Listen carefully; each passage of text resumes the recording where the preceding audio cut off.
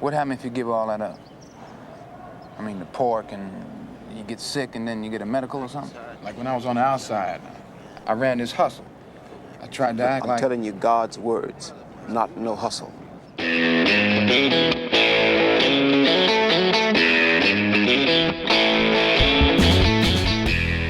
Hello and welcome once again to the Cine-Files, where we are continuing our season of Lee with part 2 of our exploration of Malcolm X. My name is Steve Morris. I'm a filmmaker and directing instructor in Los Angeles, California. Hello, everyone. My name is John Roque. I'm a writer, producer, and host here in San Diego, California. And just excited to be going back into this movie to talk about so many of the wonderful things in Malcolm X here. Absolutely, and we are excited to welcome back to our microphones the incredible writer, director, producer, actor, Andre Gordon. Welcome back to the Cine-Files. Thanks for having me back, guys. I was just talking to the guys here before about how I had to be emotionally prepared to get into this movie, and I'm emotionally prepared to be in this podcast today. I'm ready. Okay. You've done the necessary work to...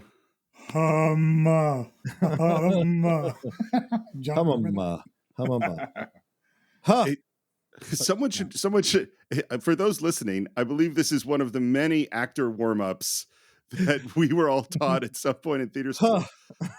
I would love to see just like the montage of all the crazy actor warm-ups. Yeah. That's happening. Hilarious. That making it up. Watch right Barry. It's all over Barry. All those actor warm-ups. Oh my God. My girlfriend watches Barry with me, and I have PTSD watching that show from terrible acting classes and people in acting classes and actors in general. And it is tough for me to watch that show because of those exercises and a million other things, man. Yeah, I mean, we have a long podcast to get into, but maybe we'll do a Cinephile short at some point to talk about all the horrible acting class experiences. And I've had them as a teacher too, which is also not fun. I'm sure. But we're not here to talk about that. We are here to return to the incredible film Malcolm X by Spike Lee. And gentlemen, if you're ready, we could just jump right back into where we left off, which was in a bar right after Malcolm Little, still at this time dressed in a gorgeous red zoot suit, has hit a gentleman in the face with a bottle for talking about his mama. And now sidles up to the bar and orders a single whiskey. And in the background, the incredibly stylish and brilliant actor Delroy Lindo, playing West Indian Archie, holds up two fingers. Yeah. By the way, Spike Lee first saw Delroy Lindo on Broadway. I think it was on Broadway in August Wilson's Joe Turner Come and Gone, which is a fantastic play. Do you guys think that Delroy Lindo's underrated or under-recognized as far as black actors go? Yeah. Because I feel like he's a titan, and he is not mentioned up there in the likes with, Denzel, even Danny Glover. Even Samuel. Samuel. He's kind of like left behind. I don't know why that is. And this is a pinnacle piece of work for him. I can happily say that he's not underrated as far as black actors go. He's underrated as far as actors go. I mean, he's the guy's phenomenal. And what he does in this performance is amazing. Very much so. I ordered a single, Jack. The double's on that gentleman, Jack.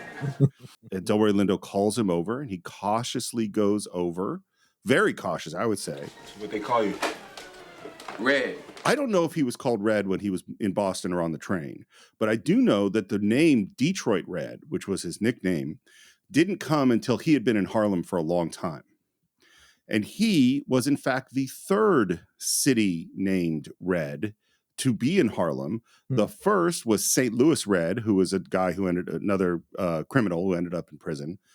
And the second is Chicago Red. And Chicago Red is a guy that Detroit Red worked with when he was working at a club. And Chicago Red was a dishwasher. And Malcolm X described this guy as the funniest man he had ever met. And that man is Red Fox. Wow. Isn't that cool? That's crazy. Yeah. The number of people that Malcolm X kind of is around, and of course, later in life, we know, because there was just this movie that came out, that he was obviously around Cassius Clay, Muhammad Ali, and also, Jim Brown, and Sam Cooke was a buddy of his. And like like, and this movie is not telling that story at all. And of course it shouldn't. This is the correct story the movie should be telling, but it is amazing how many people he knew in the entertainment and sport world. So I hear tell you, you're a good man to know. Where you hear that? Boston, where I'm from. Has he ever heard of West Indian Archie before walking in this bar? Of course not. He's hustling. What a hustler does. He hustles. You bullshitting me or what? First thing my father ever taught me was you never bullshit a West Indian bullshit artist. Your daddy is West Indian? My mama. She from Grenada. That's actually true. His mother was born in Grenada. So that's why I kind of go, some of what he's, and I guess that's all good cons should have pieces of the truth. Of course. It allows you to anchor. Not that I know anything about that. This will be another excellent Cine-Files short. All the secrets to a good con. And then they start talking about his clothes. And this is Ruth Carter wanted him to look out of place. And this is why, wardrobe tells a story just like performance does. And this is really important here.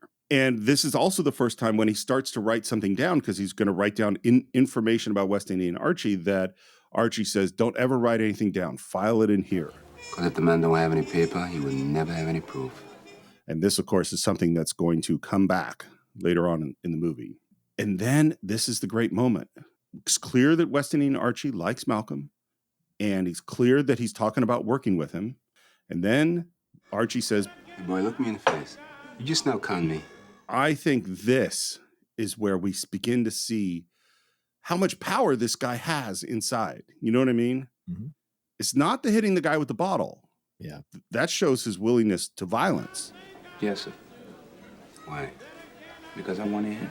Do you think the direction of his life would be different if he did lie at this moment? Yeah, I think he would have been nowhere near what he achieved in this section of his life. Because if he wasn't honest with him, I think he'd have never taken him into his confidence and would have set him up in some negative way down the road, but by being honest with him. And what's great about this moment too is the acting performance here from Denzel. All the swaggering, smiling, smirking, cockiness completely drains from his face, and he's back to being a scared kid. And this is what's great. And this is Denzel, in his 30s, playing this character the way he is. And there's just a look when that moment happens that you immediately get a peek behind the curtain of his inner child, of his inner person, right? And later we'll see this again when the conflict comes up about the numbers, this fear, right? And so he surrenders this vulnerability in this moment out of respect to the leadership, to the power here that you mentioned from West Indian Archie. He immediately surrenders the power to him because he understands that this is the moment to do so. And a good instinctual person understands the moments where they can surrender things, and then when they have to play a certain character or role to survive. And certainly this is great to see here in this moment. I remember when I first saw this as a West Indian, I thought, oh, right. Wow, this guy is powerful. This guy's smooth. And this is before, we found out who he really was, even within that conversation. But I thought, man, you know what? He's got a nice suit on. He's not loud like Malcolm.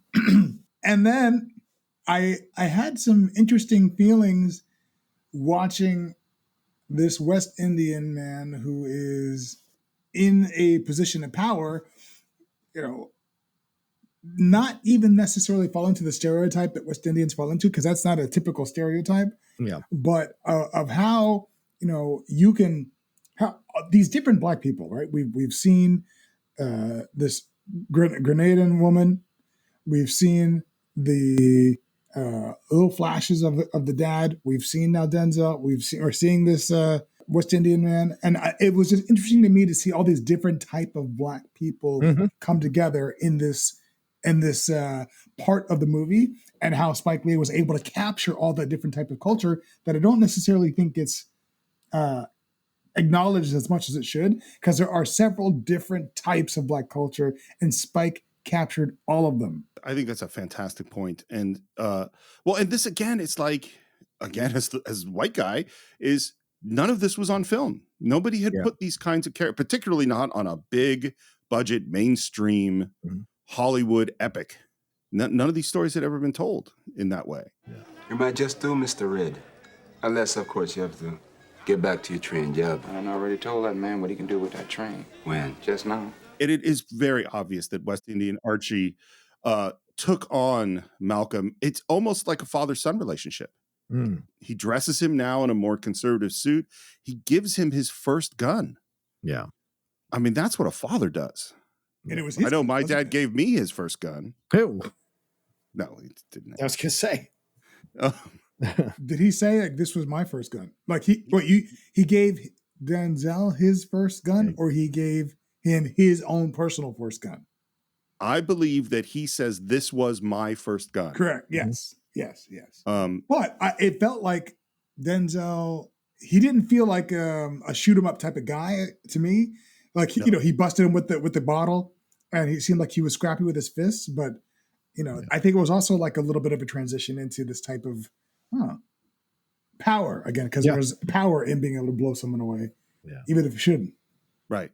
And I should say, so Malcolm Little, when he first came to Harlem, there really was a West Indian Archie. He really did end up working for him, but he didn't work for him right away. He was working as a waiter in clubs, in sort of legitimate jobs, but he was also dealing reefer and other drugs. And then he was doing what he called facilitating. And there's some sick fucking shit that Malcolm Little was adjacent to, which is that facilitating meant that there are a whole bunch of white people who want to get what turns them on, whatever stuff they're into, up with black people in Harlem. And so he would be the guy that would pick them up and drive them up to the prostitute, to the, where they would be whipped or where they would be. I mean, like all of that stuff he was making happen.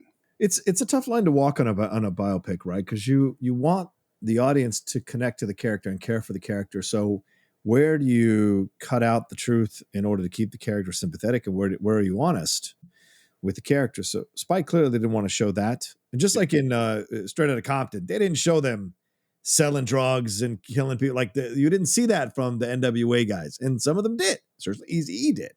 And so they kind of glossed over that a little bit to try to kind of keep them as heroic in a way or sympathetic in a way.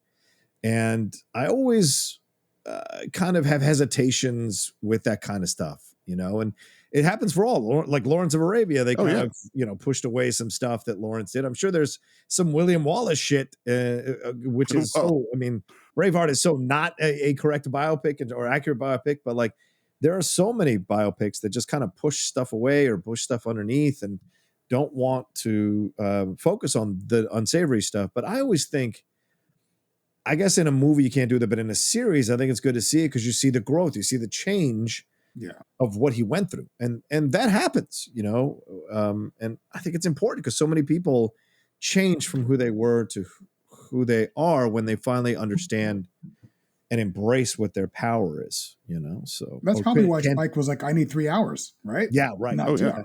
Yeah. I think it is very clear in the actual autobiography why it's important to Malcolm that he says it all. Is that he wants his honesty about where he came from and what he did is part of what the power of the revelation of Islam is. Yeah. That this is, and to deny what he had been through would be to devalue what the transformation is. Mm-hmm. But in terms of a film, I also you go like, well, I need to create something that's symbolic of this time. I can't tell you, I don't have time to tell you all the stuff. And so you elevate West Indian Archie to be the symbol of this period in his life. Yeah. And then we go into what the business is, which is the numbers, which is a thing that I had no experience with, but this was serious big business and maybe still is.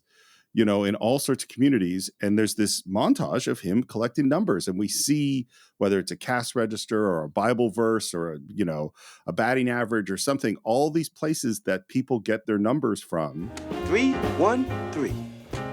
255. It got to be 251. You want to know how they shot this? Please. So the editor is Barry Alexander Brown, and he also is serving as the second unit director. And so what he did was every single location they were at while Spike is shooting the main movie, he's going, how am I going to get a numbers moment? And he would grab an extra and give them a line, or he put some numbers somewhere, and he would just, every location they were in, with a church, store, a bar, wherever, he would shoot one little numbers moment. Oh, wow. That's smart. Where was I? In school, I think. Yeah, you were a kid. I was at Southwood Middle School. There you go. Oh, wow. Nope. And then we're going to do some drugs. And Sophia is back, which she really was at this time. Yeah. And by the way, you might notice they're doing cocaine, and you see them about to snort the cocaine, but you never see them actually snort cocaine. You know why?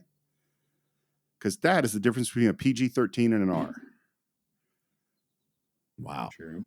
It's this rating stuff is so dumb to me. It's like, we know they're doing cocaine, and you're saying that it becomes an R-rated movie if you have just the shot where they snort it, then it's R. Yeah. Right. So, But you can say nigger all movie, whole movie. and it's not an R. I think the performances from Denzel Washington and Delroy Lindo in this scene where they're on drugs they're so great. Yeah. In particular, Delroy Lindo. Because to me, what I feel from him, and he's just standing in the corner kind of leaning against the wall, watching his protege have fun. And to me, I just see like pure love from him. Yeah. That's what I'm seeing. Mhm. And then, which, by the way, my advice to anyone doing drugs, never pull out your gun. Don't play with guns when you're on drugs. Yeah. This should be a basic rule. But Denzel does. And again, we're playing like cops and robbers. And again, just like in the scene with Shorty, the bang, bang becomes the sound of a real gunshot. Yeah. And there's one other thing that happens in this scene, which is that Malcolm pulls out some money and calls a number, 821. And he wants all versions of it. 128. Combinate me. So did he really pay West Indian Archie? Did he give him the money for these numbers? I would say yes. I think so too. And Archie was high as shit. Yep. So everyone's human. I Yeah. don't care how great you are. And he clearly didn't remember. Well, and this is the thing. Don't make important business deals when you're with people that don't write anything down when you're high as shit. Probably the number one rule. Yeah. Never get high on your own supply. Yeah, exactly. We're back at that same bar, and there's a waitress there who obviously Malcolm has stood up, and you can see how he has transformed. Yeah. Just a couple of scenes later, he is, I would say, more confident, more dangerous, more cruel, willing to be cruel. Yeah, he's a live wire, man. Yeah. And then as she's sort of, saying how she was disappointed in that, we see a guy walk in and speak to a woman, and he is asking her for money. I need a $5. I just gave you 10 this morning. Laura, give me the goddamn $5. And the woman is Laura that we had met earlier in Boston. Yeah. I think when I first saw this movie, I didn't connect that this was the same person because it's just later on in a different city and different outfits, and I didn't connect it. But it is the same person that he was dating when he met Sophia in Boston. She know he's strung out? If she got eyes, she do. And then this question. She ain't hooking it. That's a dark question and a dark understanding of how the world works. Well, because that's how the world works. And he understands, having lived in where he's lived, having experienced now this area for a little bit, he knows how this goes, and Teresa Randall's basically sits in, as he says later, as Malcolm says later, when he becomes Malcolm X, as we see Teresa Randall going in to be essentially perform the job of a hooker in a moment later on in the film. How many of our women were turned into this when they could have been something more, when they could have been scientists, doctors, teachers, all these kinds of things. And he's speaking about, now it's commonplace we see for Black women to achieve. So we just had the first Supreme Court justice who was voted in, who was Black female.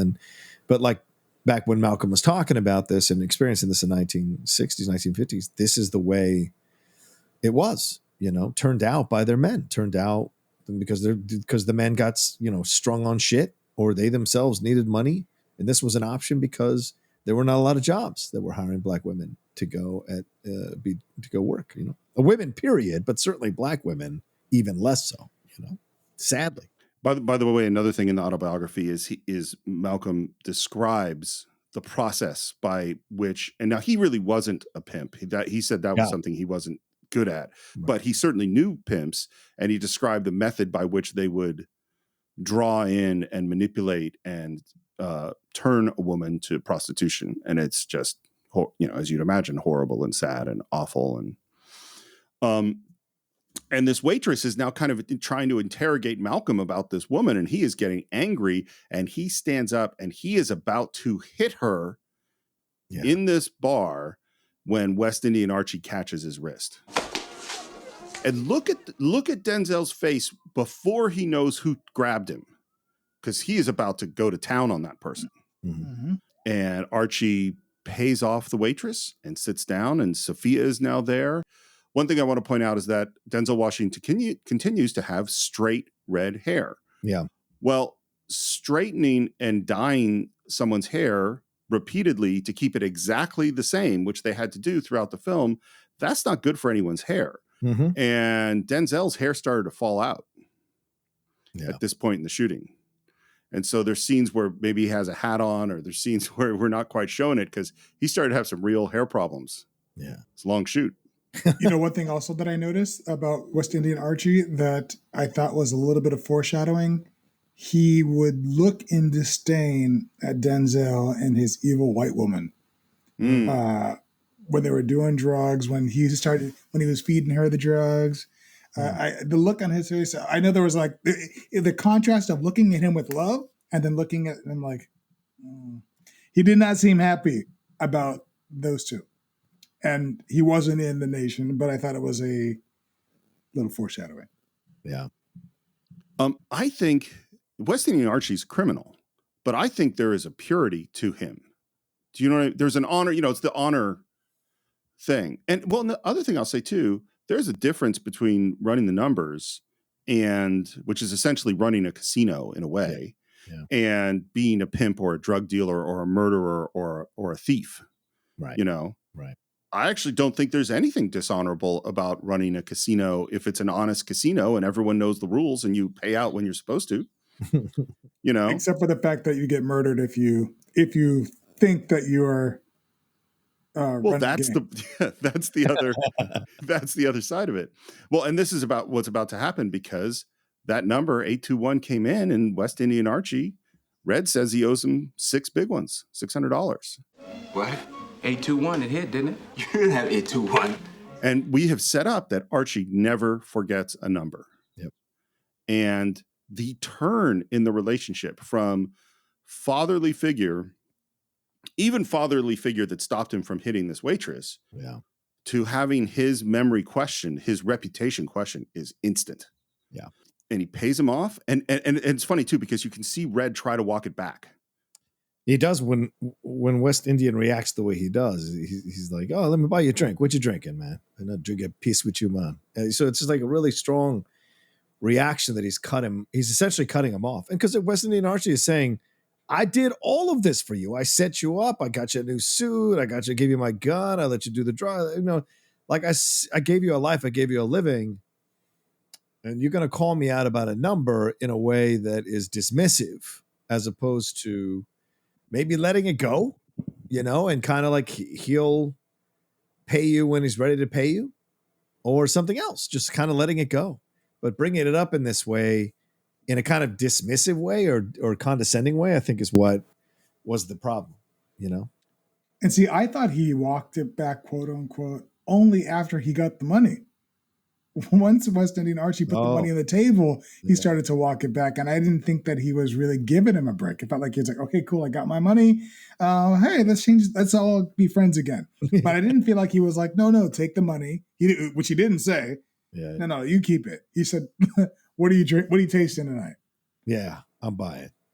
Yeah, he offers the money back in the next scene, but not in this one. Yeah, not in that. And Archie leaves in a huff, and leaving one of his guys behind, which is Larry McCoy, who always has a fantastic look to him, I think. He's so good, isn't he, Steve? He stands up and he just goes, "My man Red, what you doing, man?" And he tells him, he says, you know, he's going to go check the books because his rep is on the line. You know, it just, there's a delivery here that is so cool and smooth. And this is what's so great about Spike and about the Coen brothers and about other filmmakers. They have a ability to attract these really great character actors for these moments that stay in your mind. And they are like, he's maybe tops 2 minutes of screen time in the whole, where he's actually talking. Yeah. 2 minutes of screen time in the whole movie. Maybe 10 minutes in actual appearance screen time. But he is memorable, much more memorable than the other guy, who's also another person, second or third in command there with Archie. But this is the guy who's got the kind of power. You know, there's a look about him that's so great. His rep is on the line. So is yours. And Red, if you're lying, you're a dead man. Dead, dead, dead. We're in a club. There's a singer. That singer is supposed to be Billie Holiday. Yeah. Which is another person that Malcolm X knew. And it was interesting. And this is just where I love listening to craftsmen, to great artists, and why they do what they do.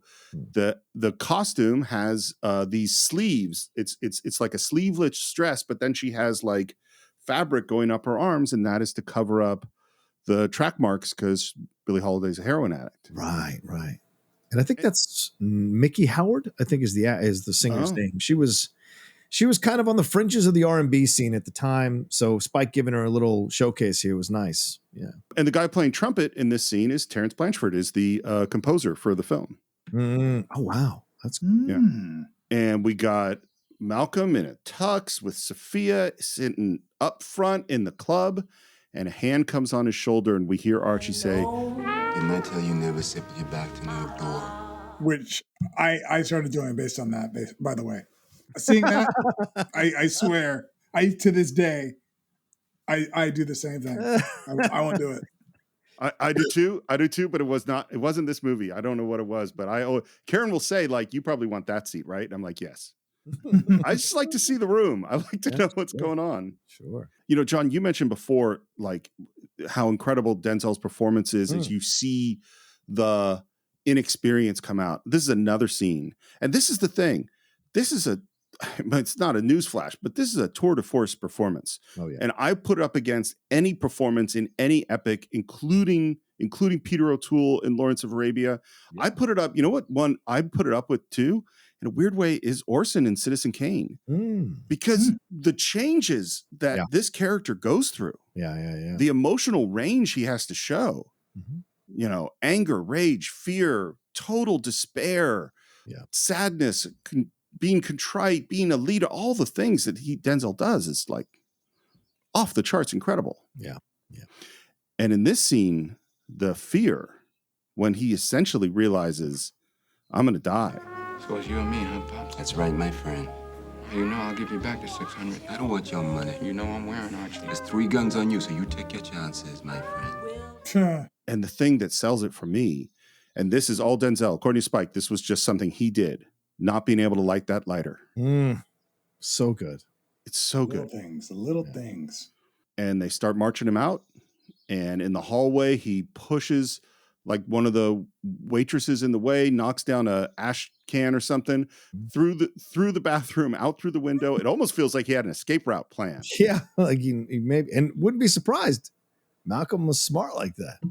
Yep. Parkour. It looked like parkour. He was at that window so fast. Yep. And he's out in the alley and hiding and breathing heavy and absolutely terrified. Yeah. Spike does not believe that West Indian Archie would have killed him. This really did, a version of this really did happen with Archie. Okay. And the real Archie said he wasn't actually going to kill him. Wow. That's what he said. Let me turn around Archie's comments in the movie. What do you expect her to say, man? What do you expect him to say? Of course, I would have never killed Malcolm X. I mean, like, you don't admit to that. And again, and I think all of this is in the script. And if not, these are brilliant choices by the editor to go from this low point of Malcolm hiding in the alley where the man who had been a father figure is coming to kill him, to cut from that to men with torches and gasoline burning down his house when he was a kid. What do you think is the point of this juxtaposition of moments? Why these two together, I guess, is what I'm asking. It's a great question, Steve. Maybe it's the loss of another father figure. Maybe that's the connective tissue, because him thinking of his father dying, and now West Indian Archie, essentially a father figure or mentor, is also now removed from his life. So he's even wilder now. He's even wilder. There's less guidance. So just kind of showing you that overall. But there might be an even deeper meaning to this or deeper connection to this that I don't quite grasp yet. That's a great question. I felt like things were crumbling for him. Foundations are crumbling. And foundations are burning down. Foundations are falling apart. And I felt like those two, very similar to what John said, those two foundations crumbling brought him from the present to the past. It almost like a trigger for him. And memory-wise, I felt like we were in the psyche of him for those moments and taken back to the things that he lost. So I agree with you, John.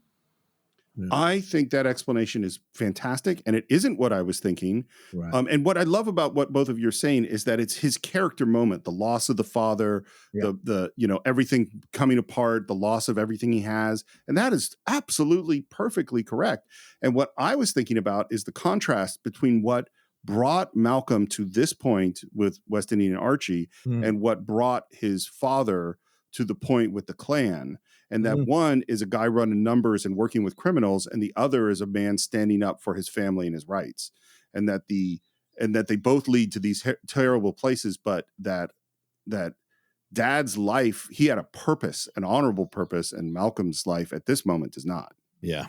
Good point. Yeah. Well, and again, this is what great films do, is they create moments that give you things to contemplate, to think about. Yeah.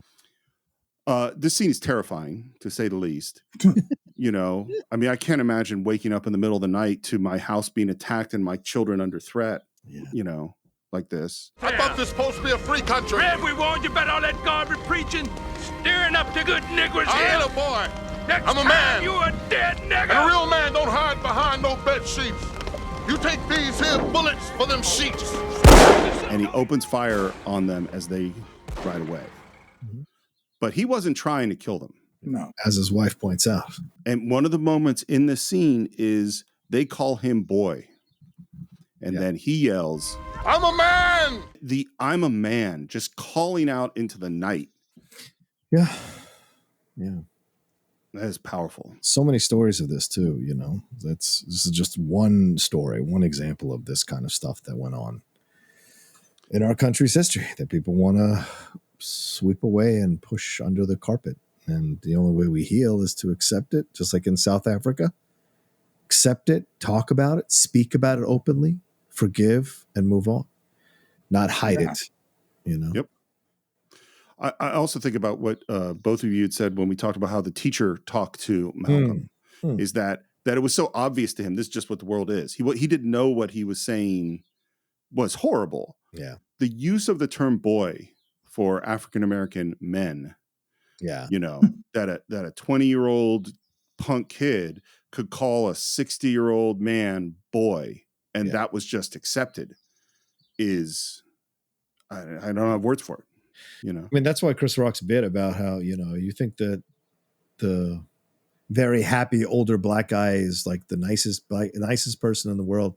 But he was around when there was real racism, where a white person can jump on his back and tell him to take him to town, so he's smiling at you, but when the war comes, you'll be the first one he kills. And it's just really funny to explore, because there's the foundation of the joke is heartbreaking, but the joke itself is meant to kind of ease the wound of the truth of what happened to so many black people in this country for decades, generations, and so it's just painful. John, you mentioned the use of the word boy, and it's so interesting because it's not a curse word. It's not a typically vulgar statement, but it's so degrading and so diminishing and condescending. And I thought that it was really interesting that Spike didn't always use the N-word, that used the word boy And then, as you said, Steve, the calling into the night, I'm a man. It's clearly, I have a really dear friend of mine. Yeah. His name's Andre. We went to college together, Andre Holland. And he's from Alabama. Right. He would tell me how much he just hated the use of the word boy. And even, going through college, if someone said the word boy in that way, yeah, it brings up so much. Yeah. And seeing him stand with the fire, his house on fire behind him as the backdrop, gun in the air, I'm a man. And then we cut to that wide shot almost to feel the echo and the fullness of him saying, I'm a man. Yeah. It is, I am glad, John, that you said that, we should talk about it. We shouldn't sweep things under the rug. We shouldn't act like it didn't happen. Right. And at the same time, we shouldn't make people today. I feel like it's a disservice and it's diminishing racism to say that that Steve, if you're racist because you're white. Yeah, right, exactly. Because the real racist people were doing stuff like that. That really was, it's just watching it. Like I said, I had to get emotionally prepared to watch the movie because all those things are tough to see. Yeah. Yeah. And there's real nuance in the conversation. That's for sure. Yeah. And there's, obviously there's a deeper conversation to have there, but you're right. You're absolutely right. I mean, just because you're white doesn't mean you're racist. But there's a responsibility, that I think people have to be aware of that they carry, no matter what level they're at, to understand the discourse in this country and to understand that healing is a part of the discourse, not just yelling and screaming. Healing is also a part of it. Healing. Yeah. And I think we can never, I don't want to minimize the racist the racial repercussions that my ancestors suffered to equate certain things that people deem as equal or close to or in the zip code of the lynchings, the burnings, all the things that we were seeing in this movie that, as we said, were commonplace. Yeah, it was daily life. I can't imagine that being daily life. I know I've gone off on a tangent, but it's deep, man. Like this movie brings up stuff. Yeah. I got two things to say. One thing is I think the way we use the word racist is always so difficult because it tends to be used as a binary, like you are a racist or you are not a racist, rather than there is a big difference between some of the casual racism or microaggressions or prejudices or just biases that all of us feel, and a dude in a white sheet burning down someone's house. Like those are not, they're a long way away from each other. And I wish we had language that could better differentiate what we're talking about. The second thing I wanted to say, because it really it hit me hard just in this moment, is I wasn't witness to a lot of overt racism against African Americans growing up. But what I did see in exactly this way was racism towards Asians. And so as a kid, I mentioned before, my mom's side of the family had some money and there were people that worked for them. And they were mostly Japanese Americans because this is San Francisco. And so there was a woman who worked for my grandmother she certainly from longer than before I was born. Maybe she worked for my grandmother for 30 years. I don't know. And my grandmother always referred to this woman as the girl. Yeah. The girl will come and the girl will do this. And, my family was like, Barbara, she has a name. She has a name, because we were so bothered by it. And my grandmother was a liberal who would have voted for every single civil rights thing you could possibly imagine. She had no idea that the way that she treated this person was completely dehumanizing. And she's a 65-year-old woman that she's calling the girl. Yeah. Yeah. Good point. Or the Oriental. Like my wife's grandmother, who loves me, stood up for me. And, she's conservative, but she would just say, oh, yeah, that Oriental waiter, he's so nice. And then that would be like, Grandma, you can't call him Oriental, but he is Oriental. I'm like, no. It's crazy how it's just a part of the language. It's just the girl, the Oriental. Wow.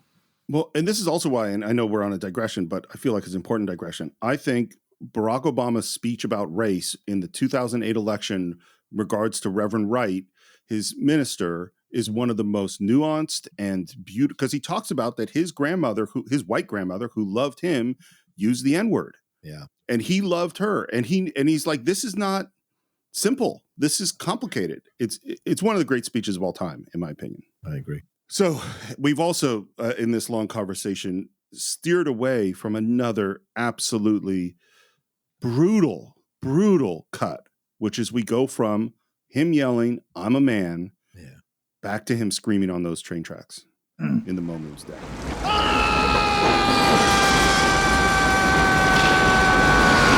By the way, it was super cold the night they were shooting that train track scene. The actor literally was quitting on the second take. That's how cold. I mean, it was like freezing cold and they're pouring water on the guy. Spike, I'm a man. I'm not going to freeze to death for your shot. I'm a man, Spike. I would like to have seen that. Get a doctor! He doesn't need a doctor. He needs a preacher. Apparently, Malcolm X's father lived for hours after almost being cut in half by this train. Jesus. Maybe a desire to live, Steve, and Andre, maybe a desire that he wanted to fight longer, that there was still more work to be done. Maybe that's what kept him alive for so many others rather than succumbing to the injuries immediately. I don't know. We cut to Shorty driving a car with Sophia and Malcolm sitting in the back seat, and they're talking about their plans and getting back to Boston and all this stuff. And the camera is just staying on Denzel until we have a freeze frame, and the look on his face. I'm not going to say I know that look, but I know that look. I know that fuck it look of your 20s, the feral animal look of your 20s, the I don't know what I'm going to do next look, and the lost look, and the angry at the world look. And Denzel captures it all in that one shot. I think the cigarette is dangling, and he just looks like, like he's the most dangerous person you could encounter right now. Mm-hmm. Well, and I love the contrast with what we see, the place that this Malcolm is in, and what we hear. And this is, John, what you've alluded to a couple times, is we hear Malcolm's voice say, "Cats that hung together trying to find a little security, to find an answer, found nothing. Cats that might have probed space or cured cancer. I mean, West Indian Archie might have been a mathematical genius. We were all victims of the American social order." It's true. Undeniably true. It's happening today, too. 100%. It's so funny. Like, there's all this talk about the differences between like standardized test scores with African Americans versus white folks and stuff. Yeah. And it's like, and everyone goes, well, does this say there's some racial inferiority or some blah, blah, blah, blah, blah?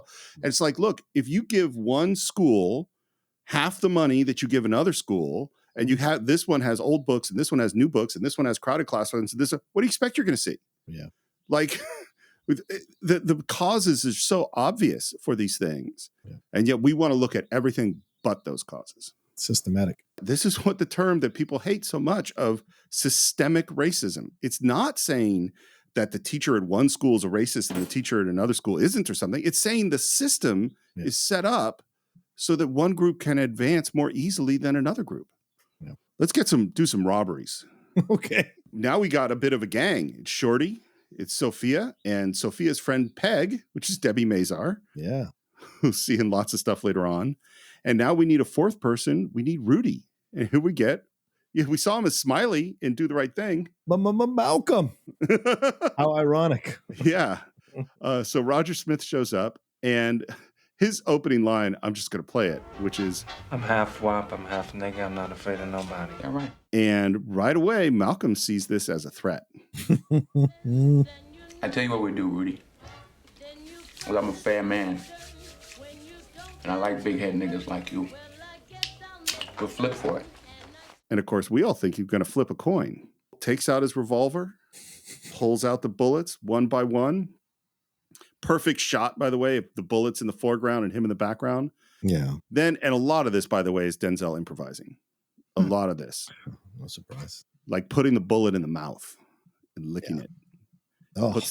Puts the bullet in the revolver, spins it. This is what flipping it's going to be. I'll flip first, Rudy. Red, cool it. Come on, baby. Head man in charge, right? This scene is terrifying. Andre's done this on sets. It's really unsettling. I've seen him do this with executive producers, trying to, I want more money. And what's so funny is you see they're all trying to stop him, and then they put the gun to the head, and the first click. All right, we believe you. And then he hands it to Rudy. Oh, you didn't understand how to do it. Let me show you again. Christ, Red, don't. Rudy doesn't know how to show him. Got to do it again. Right? Red. All right, Red, Rudy, stop maybe it. you missed something. You got your eyes open. Gun to the head, and everyone's terrified. And you see, watch Roger Smith just collapse internally.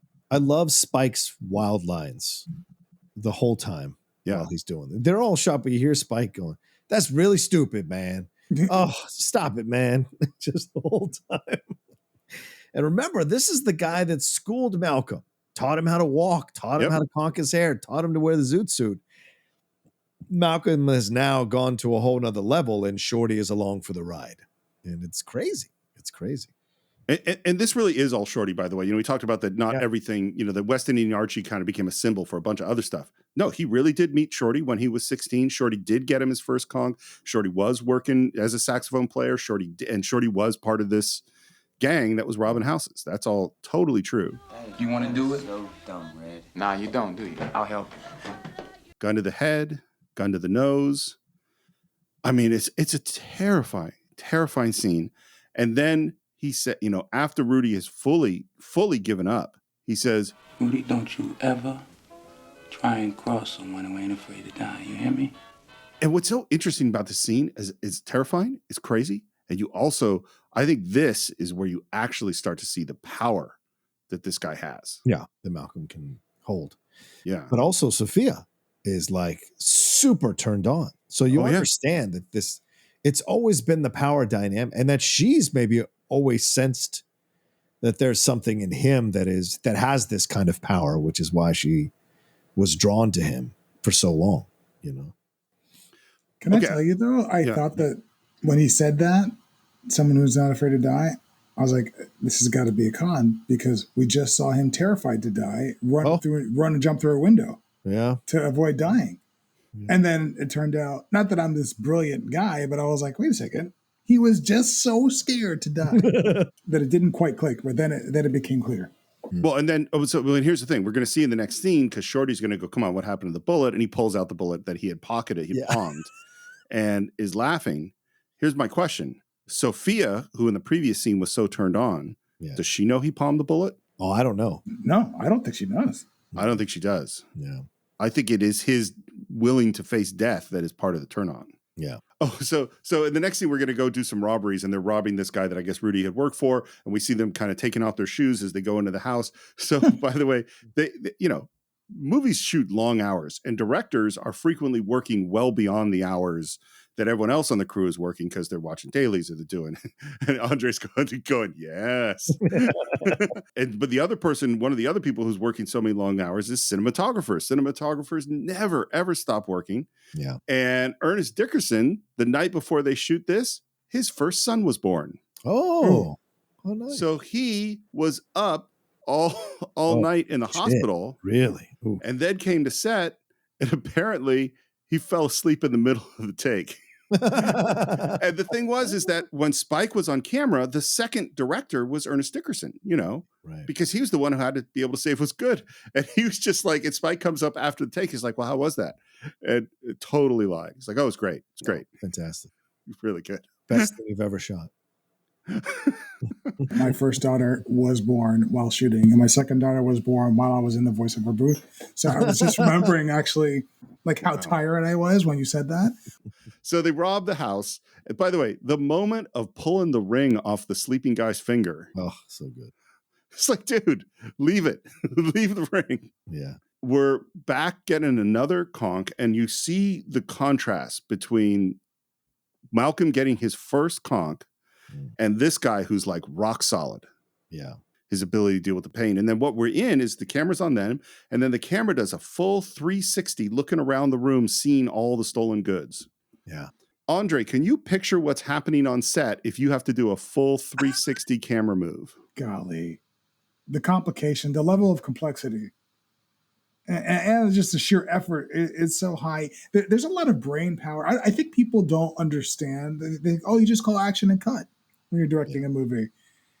There's so much you have to be aware of, and so much you have to see in advance, so much you have to plan out. Something like this, it takes a lot of planning, and then to think that if you're on camera for most of the movie too, yeah, you're not even necessarily in your rhythm. So it's a big, gargantuan task. Well, and the thing too is you picture that whatever the crew is behind the camera. So sound people and, the camera crew, like all these people are behind the camera. So if the camera is moving 360, they're all running 360 around behind the camera to stay out of the shot. Yes. Yeah. And if one C-stand or one person moves a little bit too slow, you guys start over. Yep. You can't cut into it. I mean, I guess you could, but the whole point is to try and get it. And so we circle around and we come back and it's getting time to get the conch out. Okay, it's starting to heat up a bit. Go over to the sink. No water. Go into the fridge, trying to find some, no water. Go into the bathroom, another sink, no water. The bathtub, no water. And what's funny is this scene is it manages to be, for me, both really stressful and funny. And then the moment of looking into the toilet bowl and going, I'm going to have to stick my head in the toilet. You can't get a better rock bottom, metaphor. Yeah. Than I'm putting my head into where shit goes. Mm-hmm. And in this moment, as he's washing his head in the toilet, we hear, "Hey, nigga, take your head out of this shit ball." And the cop there is Nicholas Turturro. Oh, wow. I had forgotten that. And they've already grabbed Shorty, and who says, Red, the jig is up. How do you think the jig was up here? Because, I mean, the next shot we're going to get to is them being in court and whatever, but like, do you think they followed the girls? Do you think the girls shot their mouths off? Do you think it was Roger Smith who turned them all in? Well, there's two questions, because I can tell you exactly what happened because I read the book. But what do you think in terms of the movie? Yeah, I just think Roger did it. Roger was like, I'm going to show you bullets, motherfucker, and then turned them all in. Got them all in trouble. So he's the one guy who got away, by the way. Of course he did. He left town. He did not turn them in. Oh. Malcolm describes himself as completely out of control at this point. Oh, drugs. He's just completely lost it. He goes into a bar and Sophia, by the way, is, I believe, married at this point. So she is married to a white guy, but running crimes with Malcolm and Shorty and Peg. And the white guy, I believe, that she's married to this is during World War II. So he's in the military. Right. And he walks into a bar, Malcolm does, this is my memory from the book, walks in the bar and sees Sophia sitting with a white guy, which is, I believe, the brother of the guy she's married to. Yeah. And he says what any smart person would do is just turn around and walk out. Mm-hmm. But he was so strung out and so angry and sleep deprived that he walked right up to the table and started talking to Sophia, making it really obvious that he knew her. Oof. The brother of the white guy came to this house to try to kill Malcolm at one point, and then that's the guy who called the police. Oh, I believe. So the husband called the police. The brother of the husband. Oh, the brother of the police on them. All right, that's what I believe. Oh. We're in a trial. The judge in this trial is William Kunstler, who is a famous civil rights attorney, defended the Black Panther. This is the guy who defended the Chicago 7. Yeah. Wow. And Jim Morrison. I didn't realize he defended Jim Morrison. Yep, he's also a judge in The Doors to Jim Morrison. Yeah. Interesting. The average first offender gets 2 years for burglary. We were all first offenders, so that's what Sophia and Peg drew. 2 years in the Women's Reformatory at Framingham. But our crime wasn't burglary. It was sleeping with white girls. And then, Spike weaves in comedy with this thing because the judge starts reading off all these counts of 8 to 10 years and says all the sentences should be served concurrently. And Shorty didn't know what concurrently meant, so he thought he's going to have to serve 100 years, and he faints, which is true, by the way. That did happen. It meant a minimum sentence of 10 years hard labor at the Charlestown State Prison. The date was February 1946. You remember, by the way, I told you that Malcolm was actually much younger than Denzel appears, that he was 16 when he first stood up at Roseland. He was 20 when he was sentenced to prison. Wow. So all this had happened between the ages of 16 and 20. Wow. I also mentioned that Ernest Dickerson had several different looks for the film. We went from that really warm, kind of nostalgic look into a more subdued look. And now we're going to go to a much cooler look. Yeah. All those warm tones are now gone. We're going to need blues and greens. And again, this is the planning of filmmaking. This is thinking, you got to think ahead. Yeah. We're in prison and it's his first night. And this is the first moment we see Baines. And the guards ask him to give his number. He refuses. Read it right there, boy. Can't you read, boy? Fuck yes or no! And they hit him and they take him away to the hole. Well, and before that scene, we see Baines talking to another black prisoner who is, betting on the fact that Malcolm's going to break. And Baines can already see he's not going to give them the pleasure. He's not going to break. He's going to be strong. And this is the great Albert Hall. And I love this character in this movie. And it breaks my heart with what happens to him later on in the movie, what he does to Malcolm. But this is yet another father figure coming into Malcolm's life at a certain time, and someone who sees something in him, sees the potential of him, right? And I would argue the teacher near the beginning of the movie is a bit of a father figure as well, because he's there teaching him. He's just giving him the wrong information to aspire to. But he's there to kind of guide the kid and try to help him in what he thinks, how he thinks the world works. And then, of course, West Indian Archie, and now we have this new mentor father figure type of thing. So very, very interesting. But Baines immediately, because he's another new character we're seeing, it's a great decision by Spike to, after we've just seen Malcolm pull this stuff, get arrested, get put in jail, rightfully so for what he did, he immediately elicits sympathy from the viewer by presenting us with someone who is standing upright, strong, power and conviction in saying the words he's saying about Malcolm. So now we've taken on the point of view of this person about Malcolm right from the jump as he goes into prison. It's smart. It's so smart. I didn't put this together until just as you're saying this, John. Yeah. You just made something click in my head because I hadn't thought about putting the teacher in this group of father figures. Oh, yeah. But particularly having read the book, he absolutely was. Yeah. This was his favorite teacher and when I suddenly went oh, this whole movie is a series of father figures betraying him, including, of course, the most important being the Honorable Elijah Muhammad. Yes. That it is one father figure after another that turns on Malcolm. And that may be why he always goes back to his father, who he saw as the purist who did not turn on him.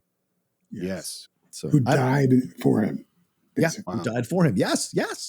That's great, Andre. It's so again, this is what makes great films. Yep. I've watched this movie many times, and this is just now I'm seeing things in a new way. Yeah, ditto. The directorial choice to make the sequence in solitary confinement entirely black. Yeah. With just the slit of light with that coming from blasting through that opening is incredible. Time's up, Little. Now state your number. Suit yourself 10 more days. Denzel loves his solitary confinement scenes. Like Hurricane. This and Hurricane, yeah. This and Hurricane are two great scenes. Water! And then we hear water coming in, and kind of he's fighting for the water. And we can't see what's happening exactly. Yeah. And then someone comes and offers him a cigarette. You want to smoke? And it is Christopher Plummer. Random. Apparently, Spike Lee continually peppered him with questions about Sound of Music. Christopher Plummer wouldn't answer any of them. No, because Plummer's not, Plummer's like, it's a film I did decades ago. That's how he is about that movie. Yeah. People love that movie. Plummer's like, I did it decades ago. It's fine. He hates to be asked about it. I just think that's hilarious, particularly in this film, to be asking about that film. Yeah, right. Good point. You know what a friend you have in Jesus, son. And the venom, the anger, the rage that comes out of Malcolm at this time about Jesus is powerful. He's a friend, huh, Chappie? Well, if he's such a friend, where is he, huh? What he done for me? By the way, and it kind of gets mentioned, but it's hard to pick up on. But his nickname in prison actually was Satan. That's what everyone called him. Wow. Because of his red hair or what? No, I think it's because of his anger. Oh, fair. At the beginning. And maybe from moments like this. What he done for me, Chappie, huh? What has he done for me? He ain't done nothing for me. There's this other moment where now we have kind of two slats of light open up. Man, it just is stunning visually. Yeah. To me, it feels like, I don't know about you, Andre, but to me, it feels like a director making a choice visually of a guy in transition who is stuck between heaven and hell. Love it. Just there in the middle between the utter darkness and the light, you know? And I think that's really accurate. And I never thought about it like that. But when you look at the coloring, you look at even the position of the lighting, kind of being a middle frame and where he is, it's completely plausible that is what he was thinking. That's a great observation. That's fantastic, John. And again, cinematography is definitely not my line, but I just want to point out, to do something like this is math. This is math. Now, I don't know if they had video assist on this movie. You know, some movies did at this point, some movies didn't. But even if you're looking at it through a monitor, you cannot see whether or not this effect you're trying to create is working, because the levels aren't exactly the same that come through a video monitor than what's being recorded on film, because film has its own, it's a chemical process. It's not an electronic process. And so what you have to do is you have to know exactly what's stop, which means you take your light meter and see what stop the light is at, and what is the contrast between the light coming in through that thing and the ambient light. And it has to be an exact level of steps between the two to get exactly the effect that you want. And you can't know that you got exactly the effect you want until you develop the film. You know, this is hard to do. It's so hard. I just want to say that I don't want to minimize directors now, but shooting digitally is so much easier. Like the shooting on film, it's just night and day. It's real craftsmanship. Yeah. Everything you just said, like if you cannot waste a strip of film. You know how much it costs if you blow that whole scene to go back and reshoot all that on film? It's crazy. Well, and the level of unknowns. Well, and particularly, you know, before, and I remember, John, we actually talked about the person who invented video assist as one of your heroes. Do you remember who it is? Isn't it Jerry Lewis? It's Jerry Lewis. Yeah, Jerry Lewis. Yeah. I mean, he didn't actually invent it, but he's the person who made it happen. Yeah. Is that I can't imagine, you know, back in, and they didn't have light meters in the silent era. Yeah. There was just dudes who looked and went, I think it's about this. Yeah. Like it's amazing how people could make movies under those circumstances. And then just he literally becomes an animal in the next moment. Just the sounds coming out of him are animalistic.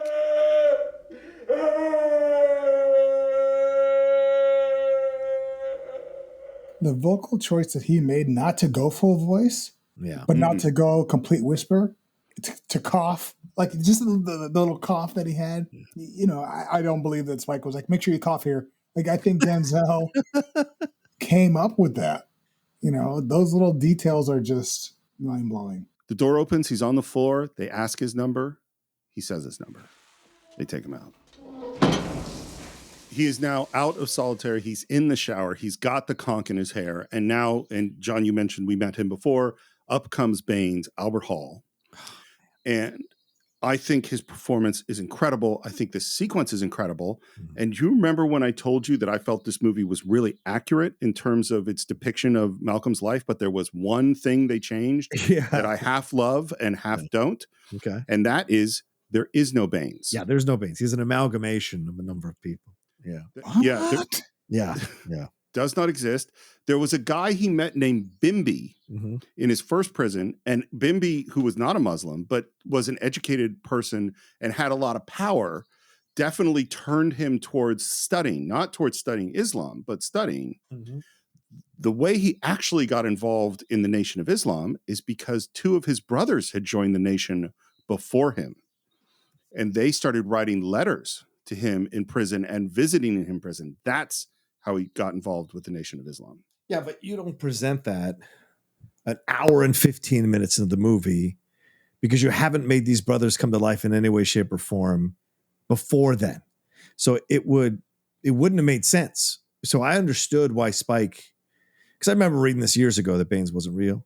And looking at what actually happened, and I think it was smart of Spike to give us one person who was kind of encompassing all these people who influenced and guided Malcolm towards this path to become a Black Muslim. And Albert Hall is such a great actor to choose to do that. And we'll see that basically he tied, it's often when you're doing a movie about someone's real life and real experience, but you add a character in. Yeah. There's a lot of things you need to tie together, thread together, I should say, that maybe don't fall into place cinematically. And it's no coincidence, and we'll go through it obviously, but this character who's made up is really important to the overall cinematic theme, character arcs and ups and downs of Malcolm X. I think it's absolutely the right choice. I mean, reading 6 letters from your brother is not dramatic. Having conversations with a person is like, this is, I mean, and it's fantastic. It's amazing. And Albert Hall is incredible in it. Comes up, and the first thing he does is offer him nutmeg. You need something to get the monkey off your back. It's not cocaine, but it'll help some. By the way, nutmeg was a regular thing to get high that Malcolm used when he was in prison. He also got weed, coke, all sorts of things. He was doing all sorts of drugs in prison. Wow. And strangely enough, there's still lots of drugs in prison. Hey, this ain't bad. You got some more? That's the last fix I'm giving you. So what you give it to me for then, huh? Because you needed it. Because you couldn't hear me without it. Everything Albert Hall does in this scene is brilliant. And I love the script is great. It's just so powerful. I think you got more sense than any cat in this prison.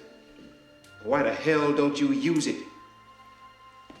You can't bust out of here like they do in the movies. Because even if you get out, you're still in prison. Yeah, you ain't lying now. And what's so interesting to me is that Malcolm only has his own language and his own way of thinking to talk to this guy. You go busting your fist against a stone wall. You're not using your brain. That's what the white man wants you to do. And this is the first, strangely enough, even though we've seen the Klan and we've seen some horrible racism, this is the first real reference to the white man as a unified group, as a body, which is something that's thematic throughout the film, which as a white guy I have strong feelings about. But I think it's key to what he's trying to teach him in this scene. Yeah. Look at you, putting all that poison in your hair. I think you've been in prison too long, my man, because everybody on the outside counts. Why? Why does everybody on the outside count? Because they don't want to walk around with a nappy head looking like... Looking like what? Like me? Like a nigger? Why don't you want to look like what you are? What makes you ashamed of being black? Something I don't know, because there's an evolution in how African Americans referred to themselves. And there was a time, I do know, where someone being called black was insulting. Yes. Yeah. And I don't know when that time, what was the nature of someone calling someone black in 1946 or 47? Like, what was the feeling about that at that time? I don't know. Let me tell you something, I'm not ashamed of being anything. And he goes to turn on the shower to wash the conch out of his hair. And again, much like when he was about to hit that woman in the bar, now another father figure grabs his hand and stops him. You better get your hands off me. I got to wash this out. Let it burn. Nigga, get your hands off of me. Go on, burn yourself, pain yourself. Put all that poison in your hair, in your body, trying to be white. What do you think Malcolm is thinking of this guy at this moment?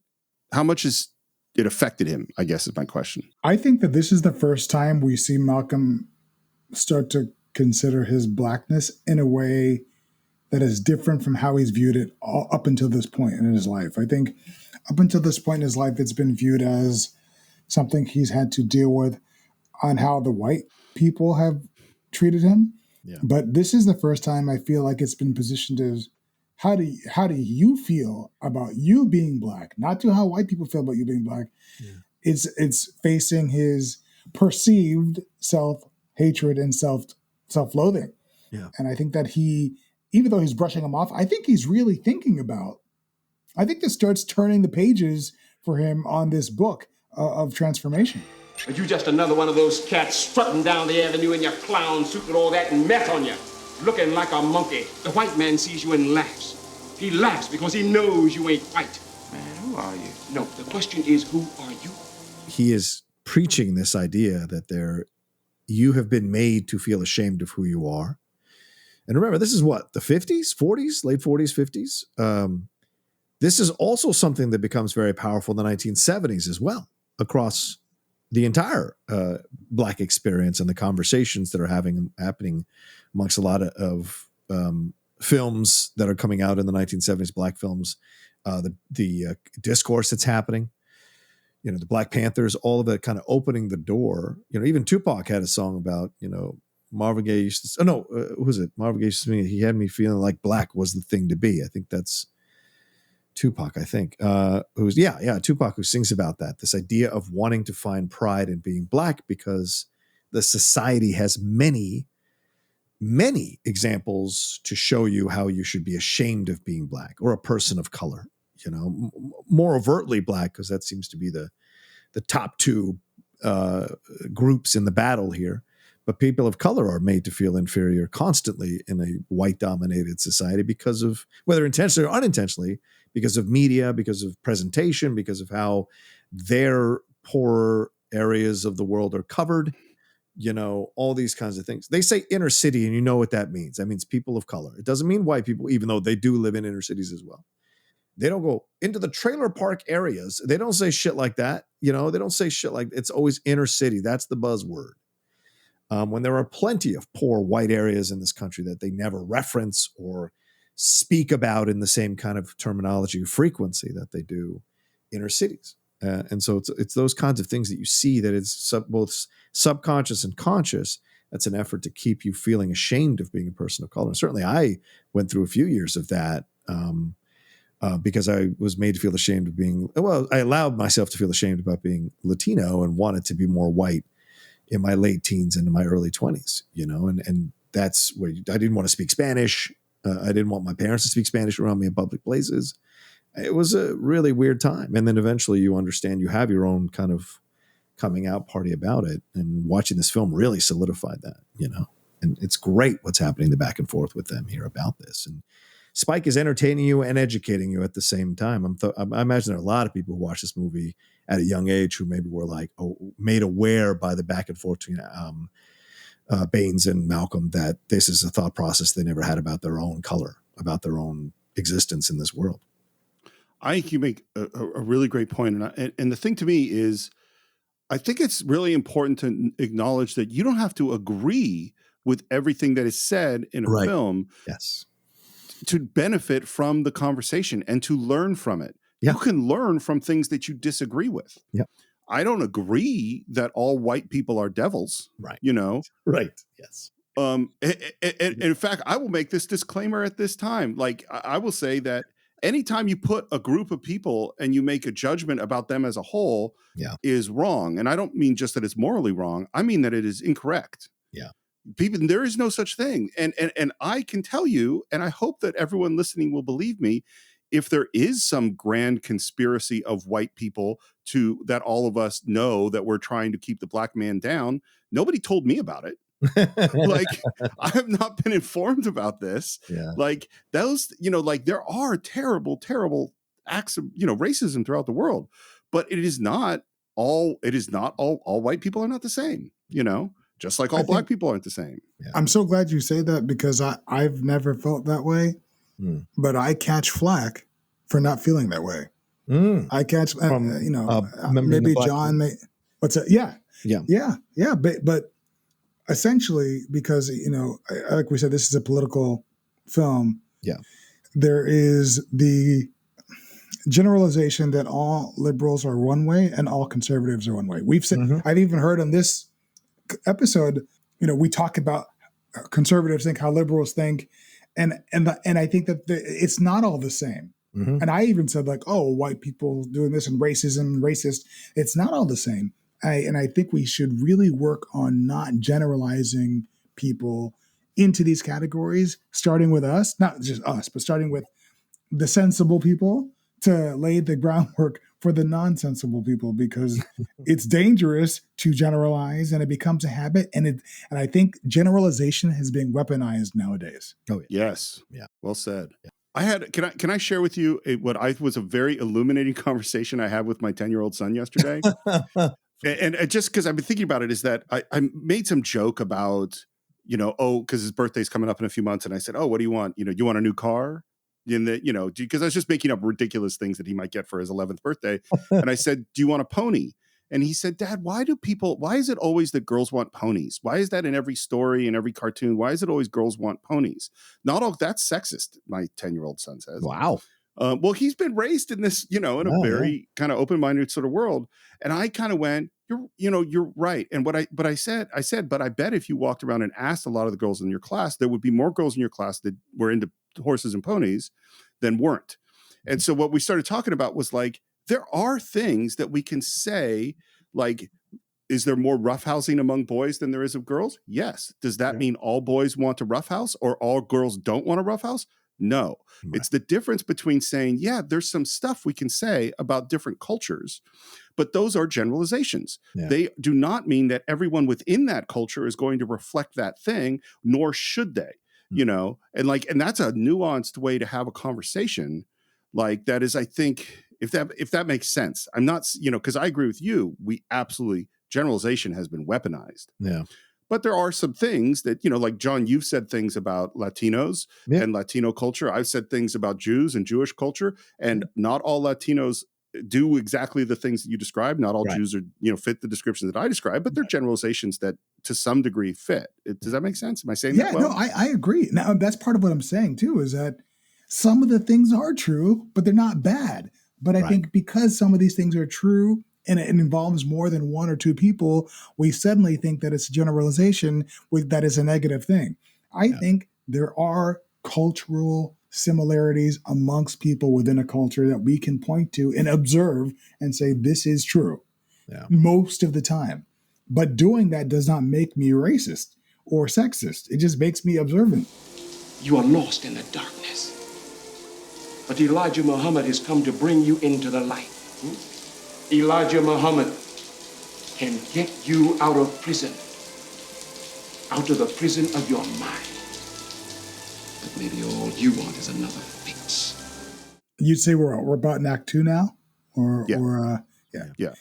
So that's why I feel like this movie, the 3 hours are just the three major phases of his life. And I thought the way that it was carved out was really interesting.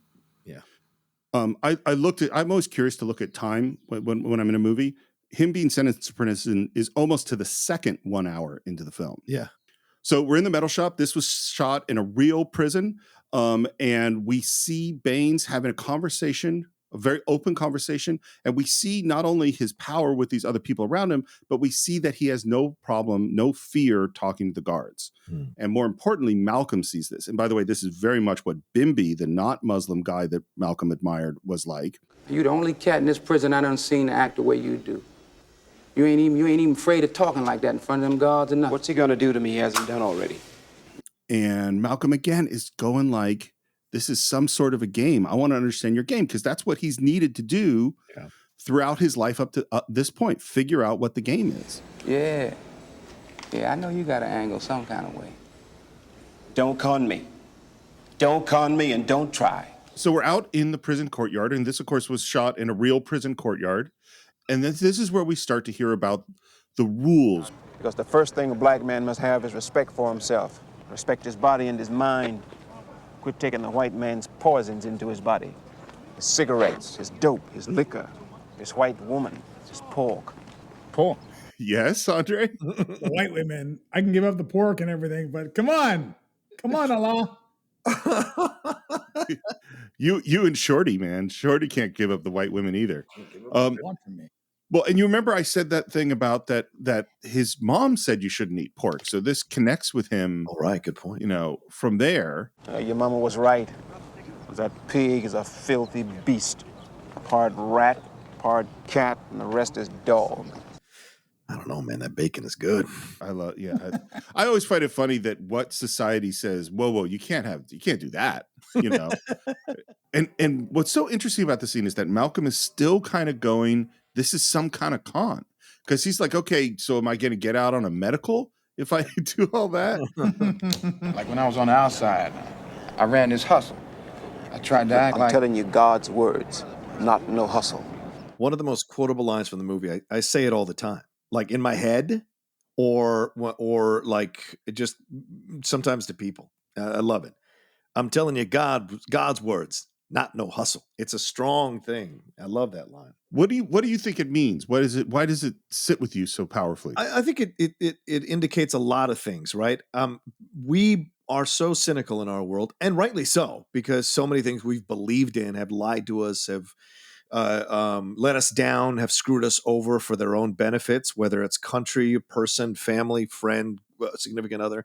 We've seen it happen in our lives. So we can immediately be like, oh, they've got some angle. Or when you hear something that's too good to be true, it's got some angle.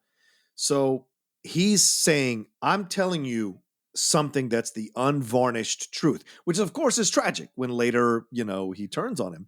But it's that moment of like, here, this is going to pierce through your perceptions, your cynicism, your feelings of not being able to. This is something you can trust. Trust me. This is something that won't let you down. I'm telling you God's words, not no hustle. I don't take it to the religious place. I take it to the authenticity place. And I think that's why it sits with me as much as it does. You know what's weird about the line that it makes me think of is maybe this is the atheist coming in, of course, but the line that it makes me think of is Fight Club. How's that working out for you? Being clever.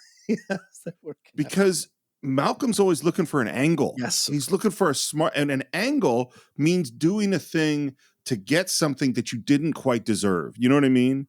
It's to get something without putting in the work and the time and the effort that everybody else is going to put in. Yeah. That to me, even though I don't believe in God, life isn't a hustle, Yeah. Well, and sometimes though, when you're coming from a place of poverty and stuff, this is the way to survive, is to find the angle, is to find the way to get to a certain position just to survive. It's not even about screwing people over. It's more about like survival. And so, yeah, I hear you though. The angle, but some people do play the angle in a negative way. I hear you. Well, and if society is cheating against you, you got to hustle to make things even. That line also hits me, John. And it hits me when I look at it in its entirety. Obviously without jumping too far ahead, it's the consistent that for me, I know you're atheist, but I'm unapologetically God-fearing. I believe in God. I'm a Christian. And you always see where it's not the God part that fails people. It's the people part that fails. Yes. It's the man-made imposed religion part that fails. But in this instance, and that's when we, obviously we'll talk about it later on, but he says that line with such conviction, but he's a human being and he fell. Yep. Well, in the next line, I bet there were millions of people who's heard this next line and had exactly the reaction that Malcolm did. And I'm going to tell you, God is black. God is black. Everybody knows God is white. Everything the white man taught you, you accepted. Baines is such a great, great character, man. So good. And the thing is like we all have this image of what Jesus looks like. Yeah. So this straight kind of blonde brown hair, this angular, because we've seen all these pictures and statues that were painted and sculpted by this bunch of people that lived 1,000 years after Jesus did. We don't have any photos of Jesus. And I had that photo, the one they cut to, that was hanging above in our second floor of the house. As I walked up the stairs, there was that picture of Jesus Christ, dead center on the wall, the white version of Jesus Christ, with the beautiful hair and the beard. Yeah, of course it was. In my household, it was that. And let's take a moment. I know I didn't say I was going to talk too much, but let's take a moment. This is what, 1992? This stuff now is very much spoken about in a regular basis in the mainstream world, right? In 1992, this is beyond revolutionary to have this in a film teaching people about the stuff that Black people have known in their culture, or the Black Muslims repeat preaching and trying to get people to understand. Just think about that in 1992, that is breaking through people's perceptions of God. How many people walk out of the theater and did research and were like, oh my God, yeah, he's not white. He came from the Middle East. He's brown skinned. It's ridiculous what they fed us. how many people's lives and minds were changed, and how many still see this movie and have their minds and perception changed about how they are pitched religion as a predominantly white thing. And it's because it's pitched by a predominantly white society.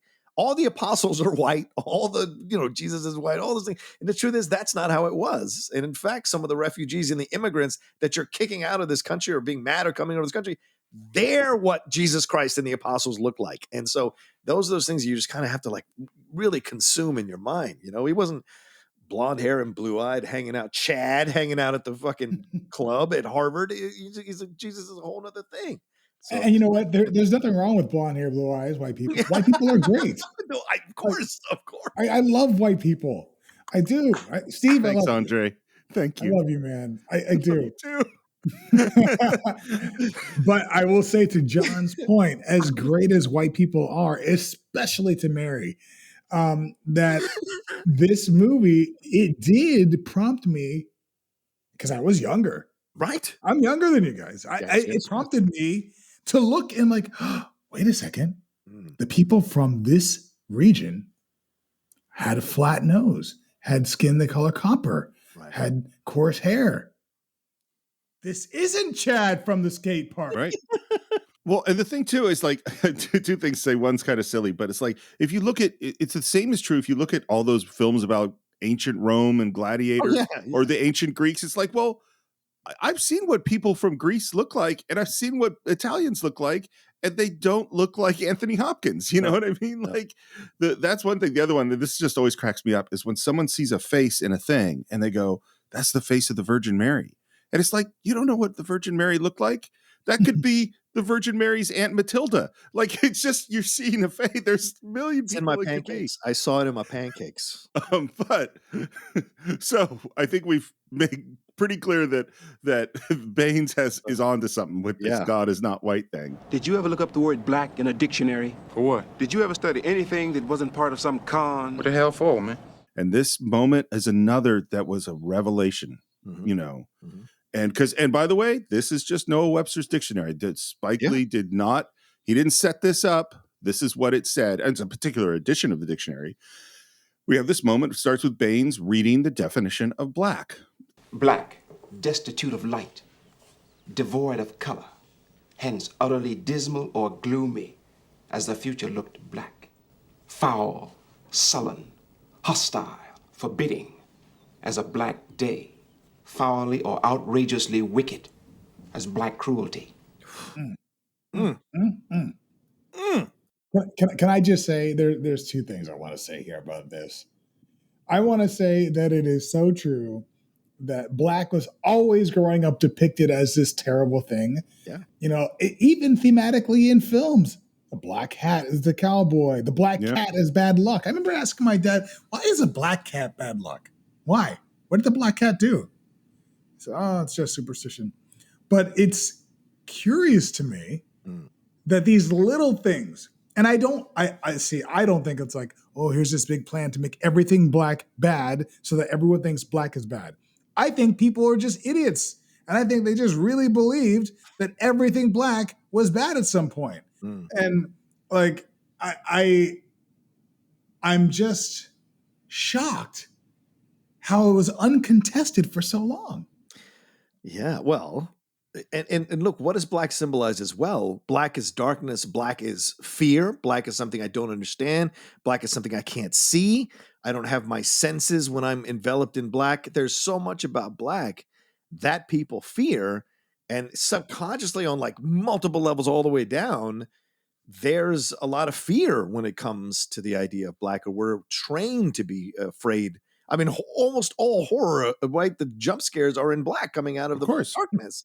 And so it's nighttime. We're afraid of night. Yeah, you're right. Well, that's where I think it comes from. I think it comes from just organically, like, if you're going to write about the scary story, well, is it on a beautiful sunny day or is it a dark and stormy night? Yeah, exactly. And so like, I think that happened naturally, and then it over time grew and encompassed. And what I think is so terrible, and this just goes to unconscious bias, is even if there's no intention behind it, if you continually read negative things that are dark, that warps your brain Yeah. into seeing something that is dark and thinking of it negatively. It it like reverses the polarity in your brain, so now you perceive that way. Can I want to say something that John will probably remember, and this goes a bit deeper than the surface.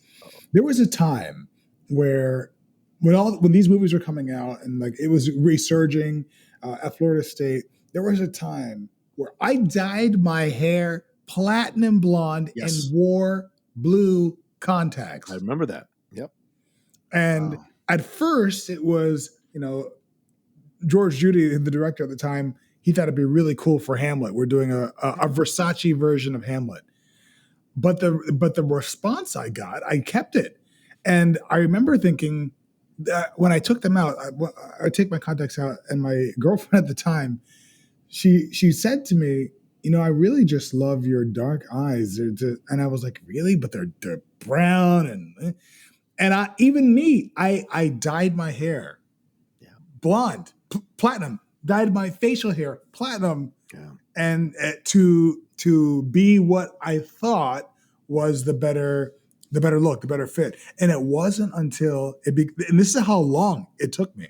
Yeah. When I had my kids, I remember thinking at one point, I'm going to go back to my gray contacts. But I thought, no, I don't want my kids thinking that the eyes that they have are less than. Right. As an adult. So this thing goes way far back. Oh, yeah. and it really does manifest itself in different ways. And I just wanted to point that out because when we talk about all these things that were the black and this and that, but then we talk about like I said, the response I got when I was apparently more white and my personality was already more white. It just goes to show you how people yearn for acceptance, and it may not even be outward. I wasn't like pleading for it. I didn't need it.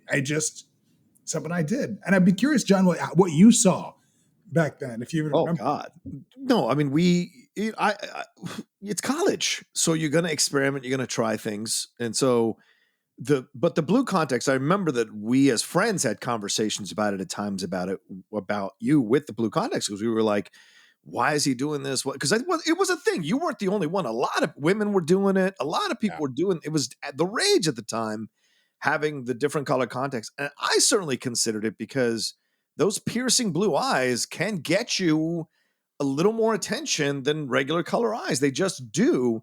But I never went that deep to be thinking that it's because I was ashamed of my eyes. It was more a matter of, I could, attract more women possibly, or get more attention for a role or something. If I'm auditioning, that was the logic in my mind. But I remember that being a thing. But also, dude, that's what you do when you're young. You experiment, you explore, you push the boundaries, you see what you can get away with and what works for you. But the fact that you had that revelation for yourself with your kids, I thought is really powerful. And clearly that was something you hadn't come to terms with yet until that moment. And so right. I hadn't even thought about it. Yeah. I hadn't even thought about it. And then when I got insurance, I was like, I'll get contacts. Let me get the blue. No, I'm not going to. So where does this go back, Steve? Where does this circle back to? It ties back into he treated his hair, Red treated his hair to be more, quote unquote, as he said, look white, don't it? And that's where I feel like, man, it is a bit of a subconscious conditioning. So I have three thoughts. The first thought is, I really want to see a picture of this. Oh, the second thought, go be friends with Dre on Facebook. I think he has one up there of him with. I am friends with Dre on Facebook, but I have not perused the photos. I'm going to take a look. Man. The second thing is, like, for me, whatever look you want, I totally support people's right to do whatever crazy things with their hair, their eyes, whatever. That's great. And the third thing is, man, this stuff goes real deep. Yeah. And where it really hits, if it didn't hit you when you heard the definition of black, when he reads the definition of white, and this is now Malcolm reading, and you get to the part where it says, innocent, pure.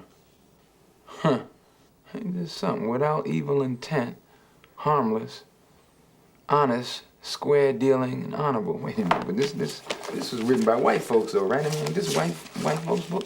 For me, this was like a baseball bat to the face. This was like a your world is not what you think it is moment. Yeah. And God bless people who are open-minded to this stuff, because that's how change happens.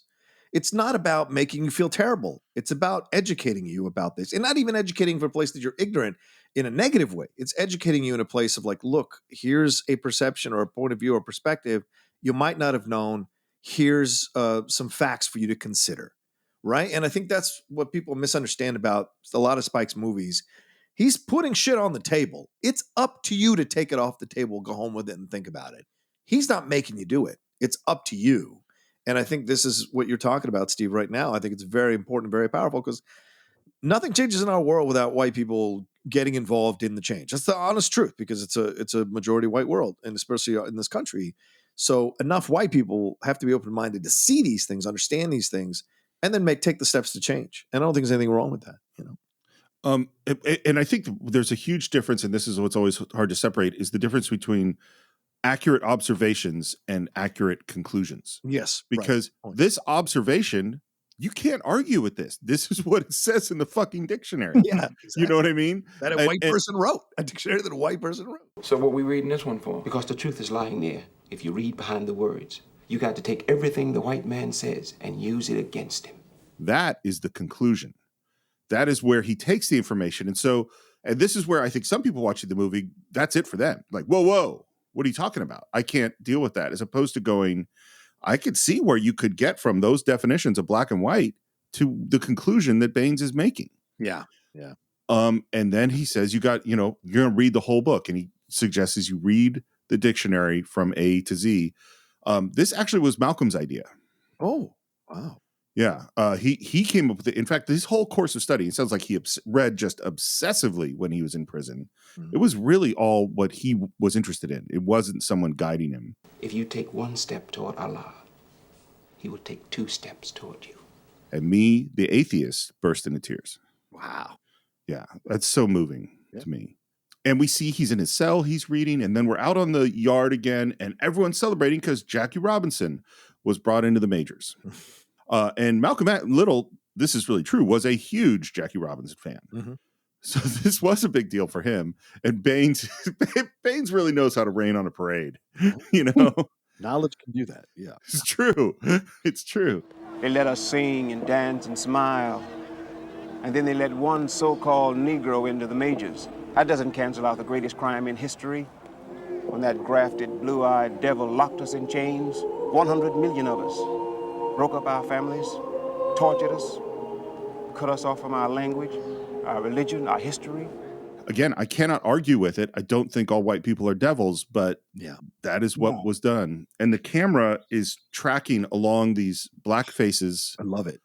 It's an amazing moment. What a now, why do you think that he doesn't?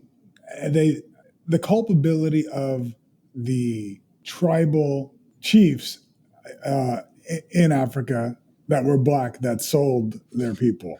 Yeah.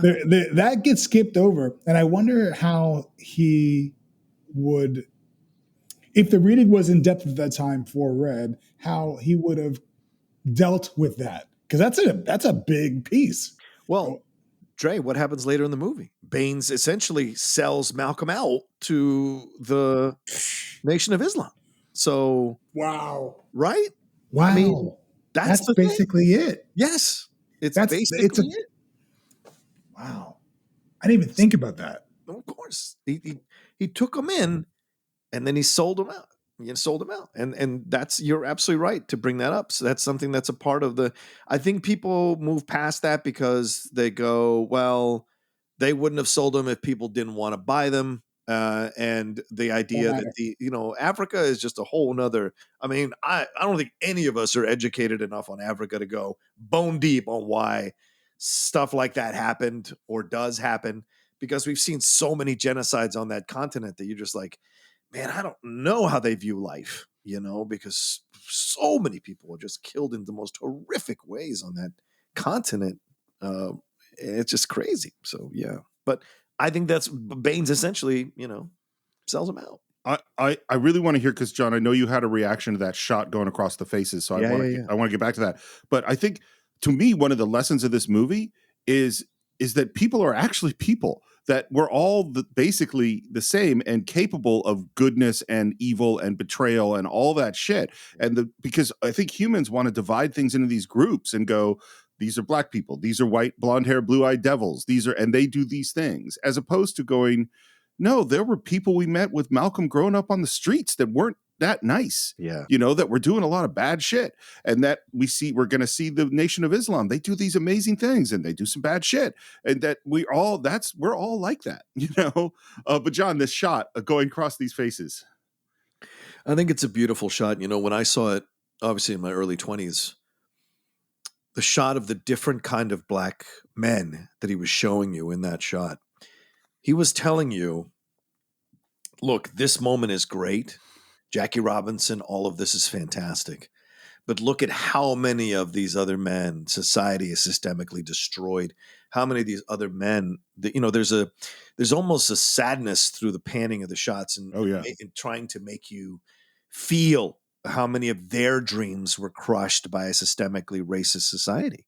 And I think that's what's so great. It's the juxtaposition. So yes, you can celebrate. Certainly Major League Baseball still does it. Opening day, I think every team had one person wearing 42 on there. And every year on Jackie Robinson Day, all the teams wear 42 on their jerseys, which is a great celebration. It's a great way. But on the other side of it, what Baines is saying is true as well. Both things exist. It was great that Jackie Robinson broke through, but also look how long it took, and look how many people's dream, how many black people's dreams, regardless of what field they wanted to go into, were crushed or destroyed because of a systemically racist society. And so that pan across makes you feel the weight of that and the emotion of it. It's a powerful move. He's showing you generations in the faces, centuries of black people in the faces. And I think it's genius. And then if I recall correctly, the shot buttons up by a close-up of Denzel watching them. Yeah. Mm-hmm. And then a rack 2 shot of Bane kind of behind Denzel, looking over his shoulder, seeing Denzel sing it, almost like, excellent. It's all coming to plan. Yeah. Like the little, not devil on his shoulder. I mean like that, but like you see all the faces, the sea of faces. You see Denzel seeing the faces, and then you see Bane behind him, also watching. So I thought that was a real good directorial choice. Knowing where to put the cameraman. And 2 things. One thing is, you might notice that most of these guys have hats on. Yeah. Any guesses on why most of them have hats? Their hair? No. Their hair. It's 1992. Oh, right. Picture African-American hairstyles in 1992. Yeah, that's a good point. It would not play well on this, 1940s prison yard. The other thing, by the way, again, it's sort of the conclusion, is that Baines's conclusion is that putting Jackie Robinson in the majors is a conscious choice to throw the black man a bone in order to make it easier to keep him down. As opposed to Branch Rickey thought that it was a good idea. He wasn't, it wasn't done to keep the black man down. It was done because it was done why it was done. Yeah. And then he, lays out basically this history that the black man was the first man, that he didn't live in caves, that there was a race of kings, all of this. And then we get to this moment where he says, Do you know where you came from? What's your name? Malcolm Little. No. That's the name of the slave masters who own your family. You don't even know who you are. You're nothing. Less than nothing. Who are you? Baines is laying down the history of black men, right? He is black people, right? He's talking about all of that. For centuries, this and that. We were a race of kings. We are the original man.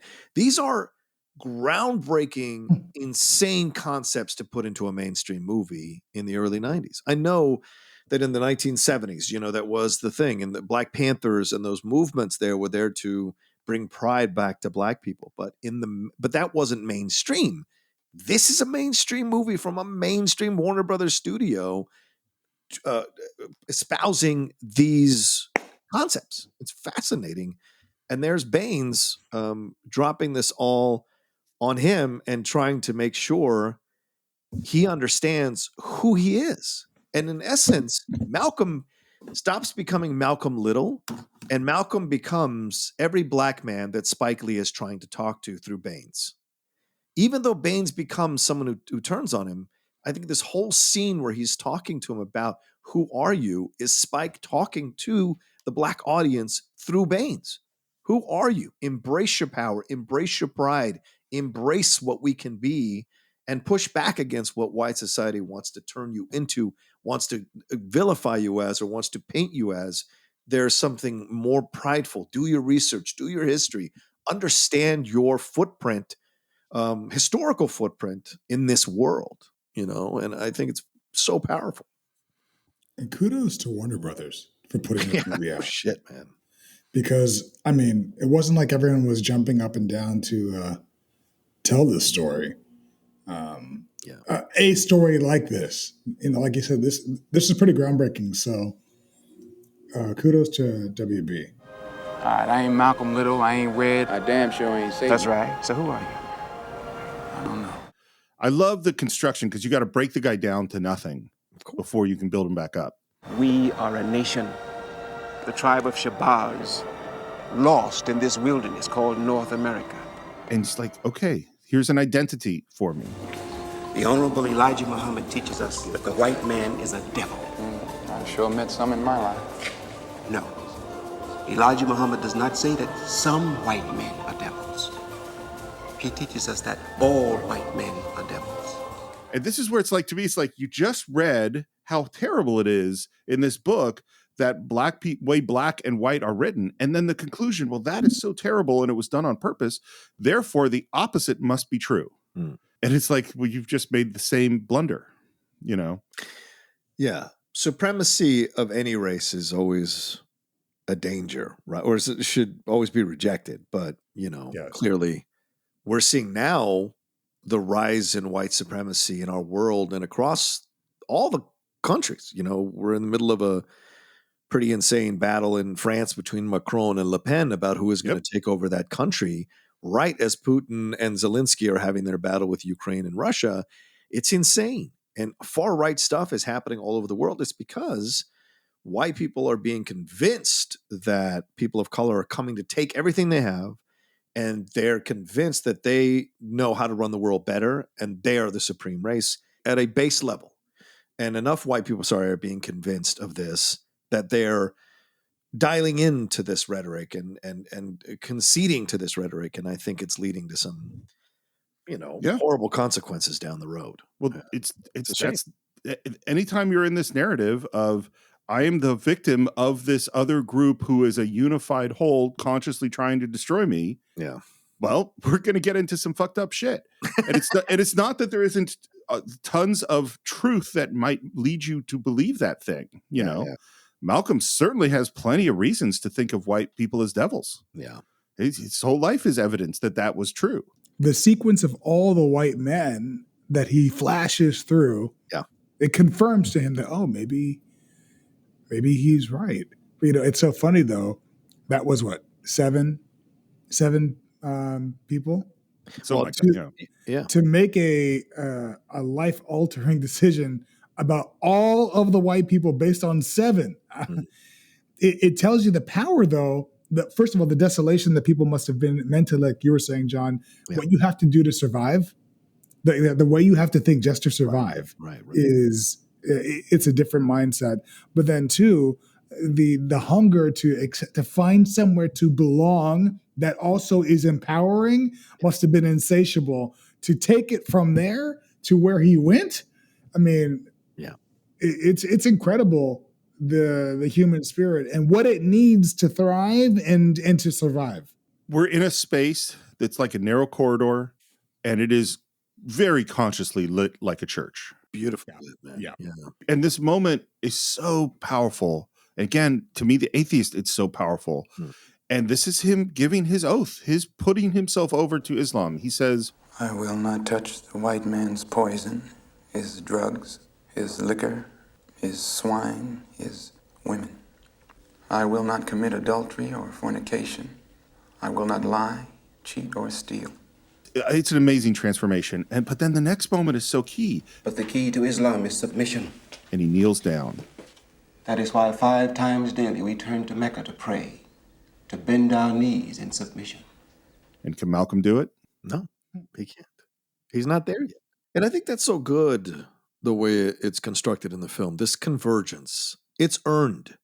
It's slow. It's step by step, and it's breaking down all of Malcolm's defenses, right? His last thing to go, just like it says in the Bible, pride goeth before the fall, for him to fall to his knees, his pride about subjecting himself to someone.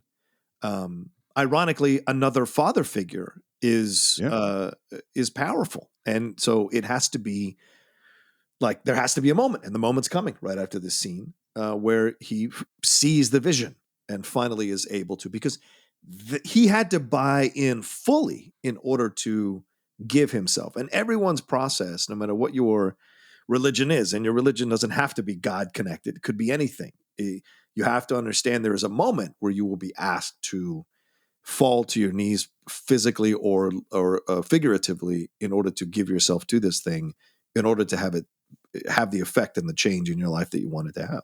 And I think that's that in this moment, which is why he's not ready. He can speak it, he can understand it. He's not ready yet, you know. Well, and I love that we hear that he could get on his knees to rob a house. Yeah.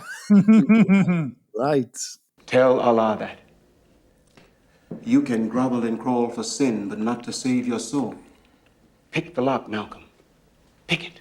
And then we cut to a scene. He's sitting in his jail cell, and we hear the narration. And he says, I received a letter that day from the Honorable Elijah Muhammad. The dear holy apostle wrote to me, a nobody, a junkie, a pimp, and a convict. I have come to give you something which can never be taken away from you. And the camera is tracking in a circle around him sitting there. And then appearing in his jail cell in the glowing gold light is seated Elijah Muhammad. I bring to you a sense of your own worth. The worth of one human being. The knowledge of self. What's cool about this is Star Wars technology. What this is, they invented these computer-controlled camera rigs so they could do multiple passes on a TIE fighter and then composite them all into the same shot. So you could do exactly the same camera move. Well, that's what this is. They do one camera move where the room is lit one way with Denzel Washington, and they do another camera move where the room is lit completely differently with the actor playing Elijah Muhammad, and that is and then you composite them together, and that's how you get this amazing scene. Yeah. And the actor playing Elijah Muhammad is Al Freeman Jr., and his performance is amazing. I know we're not supposed to imitate people, but his voice is so and if you listen to Elijah Muhammad's speeches, he nailed it. Oh yeah, my God, he nailed the cadence, the sound, the vocal quality, all of it. Absolutely nailed it. And he's a professor at Howard, a acting professor at Howard for many, many years. So it's almost like Lee Strasberg. He is the black. Totally. There's not a black and white version of the same kind of history in terms of connecting and teaching so many young actors to embrace this art and this craft. And him coming in is so powerful. I tell you, it's just all of it, just so good. It's so good. Mannerisms, the subtlety, even the way that he listens. And I like that Spike did not shy away from sitting on the reaction shots of Elijah Muhammad, the character. Because sometimes when you're doing a biopic, if someone doesn't have a down pat, you try and cut around it, you try and hide it a little bit. You capture what you need and you get out of it. Yeah. He just sat on him and just let the camera soak in his entire essence, and he was in the zone. Yeah. And here's one of the ironies. He played Malcolm X back in 1979 for Roots, The Next Generations. So a way, it's like coming full circle on one role that he played. And of course, a person who is very powerful and important in the Black community. The most dangerous creation in the world, in any society, is the man with nothing to lose. You do not need 10 such men to change the world. One will do. The power of one person. And ironically, of course, Malcolm X still resonating because of that one man did so much, And the words, the narration we hear from Malcolm is pretty much word for word what's in the autobiography. Yeah. And this really did he Baines didn't exist, but he really was writing back and forth with Elijah Muhammad. Elijah Muhammad did send him letters and sent him money in prison.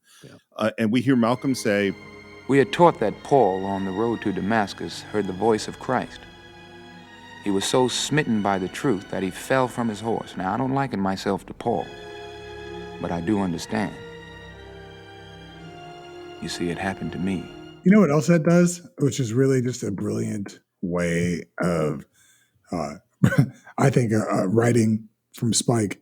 By even just mentioning Paul and mentioning a Christian figure, it demonstrates how well-read and well-versed he was. Yeah. It gives you a little bit, I feel like it opens the door a little bit to people that, like, oh, this is a Muslim movie. Oh, wow, he even knows about Paul. I just thought it was really smart placement.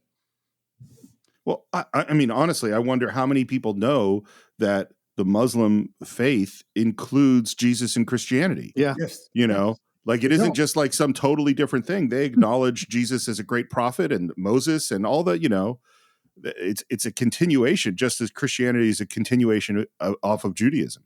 I know Morgan Freeman gets so much credit for his voiceover credit in Shawshank, and rightfully so. I mean, yeah. Obviously, rightfully so. I just miss my friend. It's great. But Denzel's voiceover work here in the film is often overlooked, and it is so incredible in certain moments because there's how can I say this? There's almost an open innocence to these scenes when he's narrating them. And then I could do it. And just the simplicity of that line. Someone could overact that line like crazy. He just delivers it so simply and honestly and truthfully. And Spike Lee shooting from below as Malcolm comes down and then shooting from the side from a little bit further away. So you grasp what's happening, the moment. It's just so well done. And I remember this is where I started to get emotional the first time I watched it.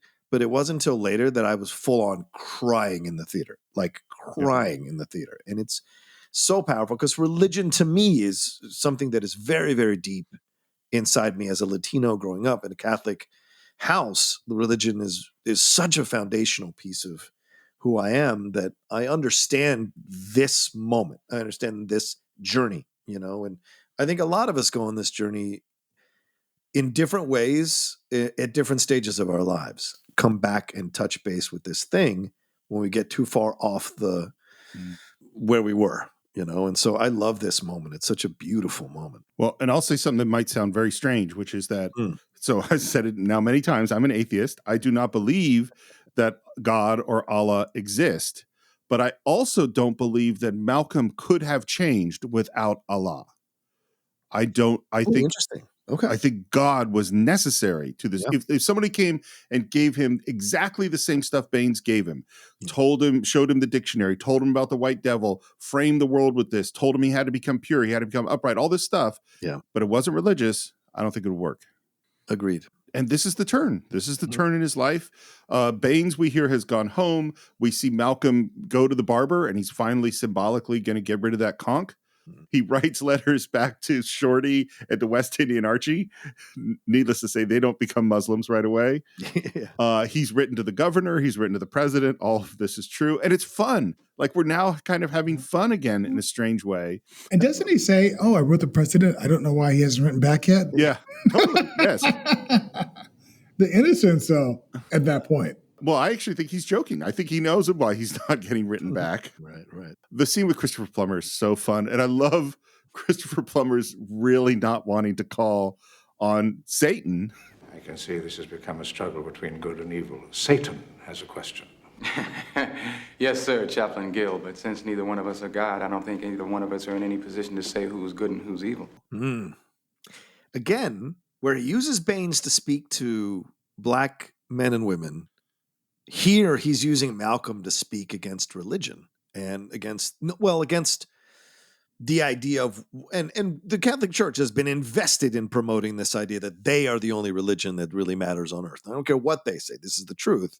And so him pushing back on Christopher Plummer's character, I think, is so vital in making a commentary about this idea that it's been the Catholic religion predominantly that has pushed this idea of a white Jesus and a white apostles and not a black Jesus or a black apostles or a darker skinned Jesus and Dark. So him kind of going at Plummer, who represents the church in this movie, is great, just great back and forth, because it's a philosophical debate.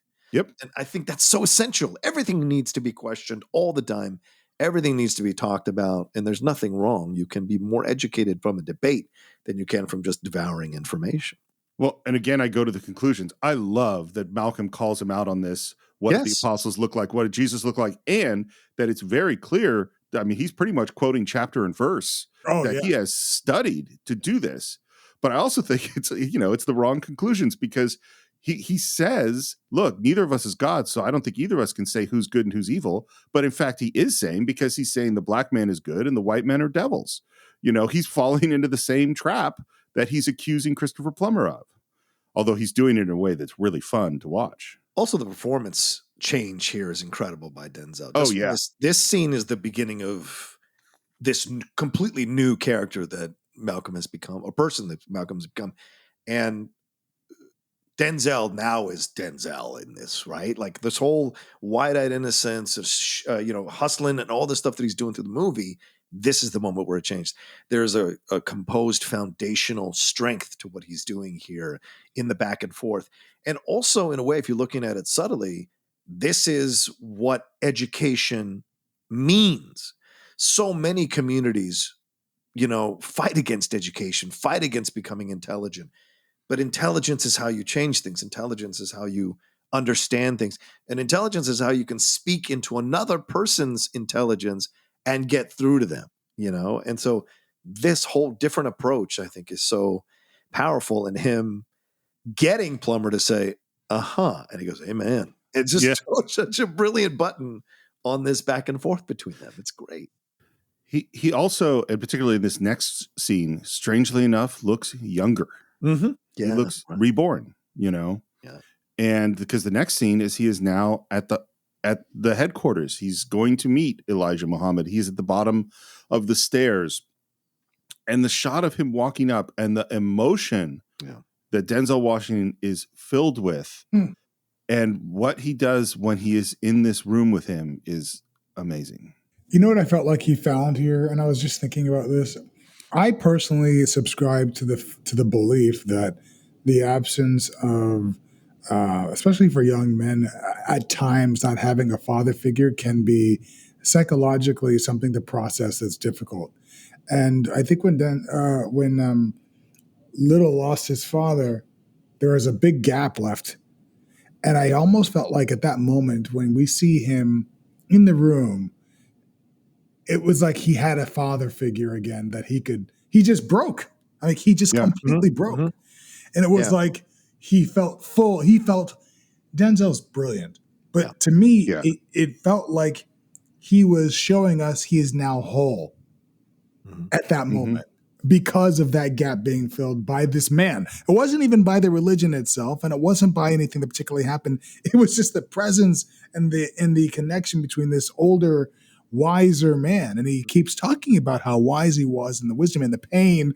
And there was a connection that he felt that I think that especially as a black man, your dad makes a difference. And I felt like he really showed that in that scene. Yeah. It only just occurred to me, just the physical contrast between Elijah Muhammad and his actual father, who's this huge, powerful man. Right. I think Denzel, we always talk about his power, his strength, that dynamics he can put on the screen. The vulnerability and that he shows in the scene is amazing. And I love the choice, and I'm pretty sure this was Denzel's choice, of him being stooped over because he says because he didn't want his head to be higher than Elijah Muhammad's. Right. I was just going to comment on that as an actor watching that, the body positioning, plus the costuming. The suit is too big for him. Yeah. So all of it, he looks like he is coming hat in hand to this person. He looks like, this is the best I could do. I don't have a lot of money. This is the best, because everyone else around him, you see all those black Muslims there. They're wearing nice fitting suits. They're in, security there and walking him up. But his suit is almost kind of semi wrinkled, and so he's coming in essence to completely from a place of, in his mind, poverty to find richness in this man. And you mentioned, Steve, the father figure thing. or the father's connection here, because his dad is his biological father was so much bigger. But both were men of religion. Yep. Right. And so both preaching, Marcus Garvey is connected to what Elijah Muhammad is preaching. The idea, not that the Black Muslims are saying they have to go back to Africa, but there is this sense of reconnecting back to African culture, African roots, to find your strength and your power and your self-love, right? So the connective tissues are there between both father figures. And this is the moment where I burst out into tears, burst into tears in the theater, because Malcolm's performance, as you said, Steve, the vulnerability, those aren't, what are they putting in people's eyes to me, the crystal glycerin or whatever it is? That's not that fake shit. That is real shit dripping down his face. And you know it and feel it and sense it. And you're right, Steve, his hunched body position, almost as if it's almost like what Moses talks about, right? In the burning, he had to shield his face from God at the burning bush. He is essentially the burning bush for him. And there's almost a shame that he is in the presence of such a magnificent man in his mind. There are certainly things that we're going to maybe criticize Elijah Muhammad for as this film goes on. Of course. But in this moment. Yeah. Well, no, that's what I was going to say. I was going to say the same thing, is that I don't think you can deny that this is both a brilliant man and a tremendously wise man who is giving Malcolm what he needs at this moment. Because he names what Malcolm has been. He says, "You have been a thief, a drug dealer, and a hustler, and the world is still full of temptation." I think he picks the perfect story for Malcolm at this moment, because he picks the story of Job. When God spoke to the devil about how faithful Job was, the devil argued that it was only God's protective hedge around him that kept him pure. Fact about it, the devil said, remove that hedge and he will curse his maker. Malcolm, your hedge has been removed, and I believe you will remain faithful. I've actually, funny enough, been studying Job right now. Oh, wow. And I just finished yesterday. And it's quite a story. It is. And the comparison of the hedge being removed and him saying to him, your hedge has not been removed. I believe you'll remain faithful. We see it through the end, almost to a fault, almost to his own, in a way, to his destruction. Yeah. But the willingness to believe and the need to believe, and that's a theme that I think Spike is really playing with that theme. Mm-hmm. The need to believe in something is so big. Yeah. And I think as a Black person in America, and I can't recall if it's alluded to in the script, but they're just there. Sometimes you need something to believe in that can bring you together when you feel like the world won't get off your neck. Yeah, yeah. The moment's amazing. And to me, it always resonates for me with one of the most powerful moments in Les Miserables, where Jean Valjean has stolen the silver and the bishop gives him the other silver, says, hey, you forgot this. Yeah. And in the musical, the line is, I've bought your soul for God. Yeah. And it's also a character who is at his bottom, who a good man comes in and turns him around, and he becomes a good man. And at this moment of Malcolm, who I will no longer refer to as Malcolm Little, as Malcolm X has met the Honorable Elijah Muhammad, I think it's a good time to end part 2 of our exploration of Malcolm X. As always, we'd love to hear your thoughts. You can visit us on Facebook or Twitter or Instagram. You can subscribe to the show at all the usual places. You can review the show everywhere you can, and you definitely should. You can support us at patreon.com/the Cine-Files, and you can buy or stream Malcolm X along with every other film we've ever talked about on Cine-Files.net. John, how would people find you? You can find me. No, you can find me at I'm sorry. I'm not in any way making fun of it. I think it's just so incredible that I just want to try it every once in a while. You can find me at The Roca Says on Twitter, Instagram, TikTok, The Outlaw Nation on Twitch. Please come to Twitch and follow me there. And my YouTube channel, youtube.com/John Roca Says. And my other 2 podcasts, The Top 10 and The Geek Buddies. Andre, I've said it every time, and every time it is true. It has been an absolute joy having you on the Cine-Files. Yeah, brother. Thanks. If people wanted to find you or see your work, how would they do that? You know, that's funny. I'm actually going right now to see what my YouTube handle is. But on Instagram, you would find me at Andre Gordon Official. Oh. On TikTok, you would find me at Andre Gordon Official. And on YouTube, you'd find me at Four Horsemen Studios. In the meantime, I have some movies out on Amazon and Netflix, some shows out. Just Google Andre Gordon and stuff will come up. He will appear. And I think that's it for this week. We'll be back next time for part 3, the final part. I don't know. We'll see, of Malcolm X. And that'll be next week on the Cine-Files.